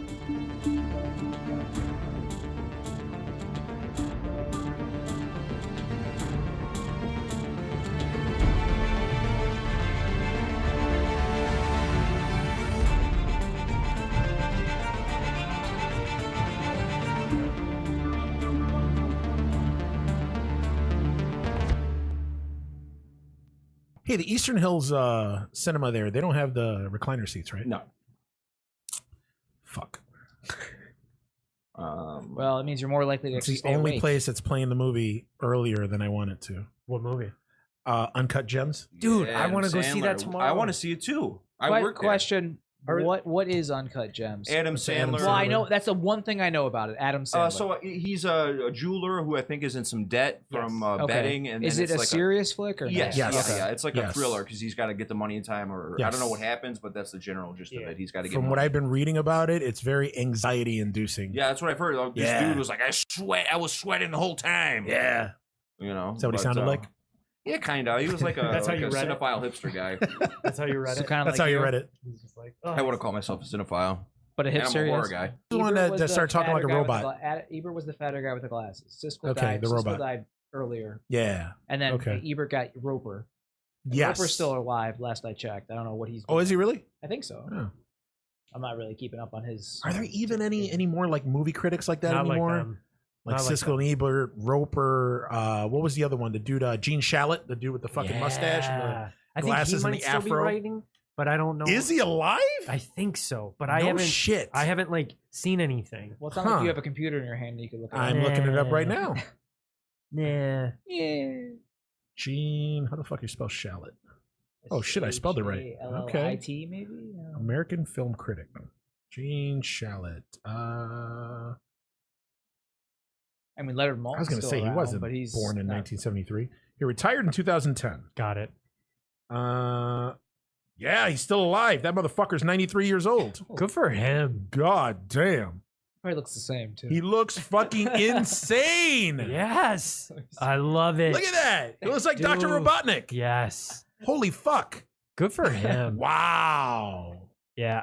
See, like, you don't have those people that you like trust, or you're at least like you get Yeah. a good gauge of like where to go. Okay, if they liked this Mm-hmm. and they don't like this, but they're saying there's something redeemable. They always found something redeemable about Yeah. a movie. Yeah. There was this one critic that I used to watch when I was a kid on Showtime. His name was Bill Harris. This dude had like a comb over, big that is like such a bowl white guy cut, name too. huge Hilarious. glasses, this big fucking like push broom mustache. But he had like a top 10 list. He had trailers for shit coming out, like all sorts of stuff, little scenes from movies, and be like, oh, that looks good. Like it was like every week I would watch him. That's And so cool. yeah, it was always on point though. I see, like that's the stuff I miss. Is I remember when Apple had that whole trailers section Mm-hmm. to their website, and you could just watch the trailers over and over and over again. Yes. Yes. And now it's like you have to go to YouTube and make sure you're not getting like Yeah. some weird thing that's Yeah. gonna like give you a virus. And but like the trailers are just so perfect. Ah, The see? movie before it's Did I weird. describe him perfectly? Oh or my what? god! Yes. Yes. Yes. That's Bill Harris right there. Oh, I Yep. love it. Yep. Yeah, but we don't have critics like that anymore. We don't.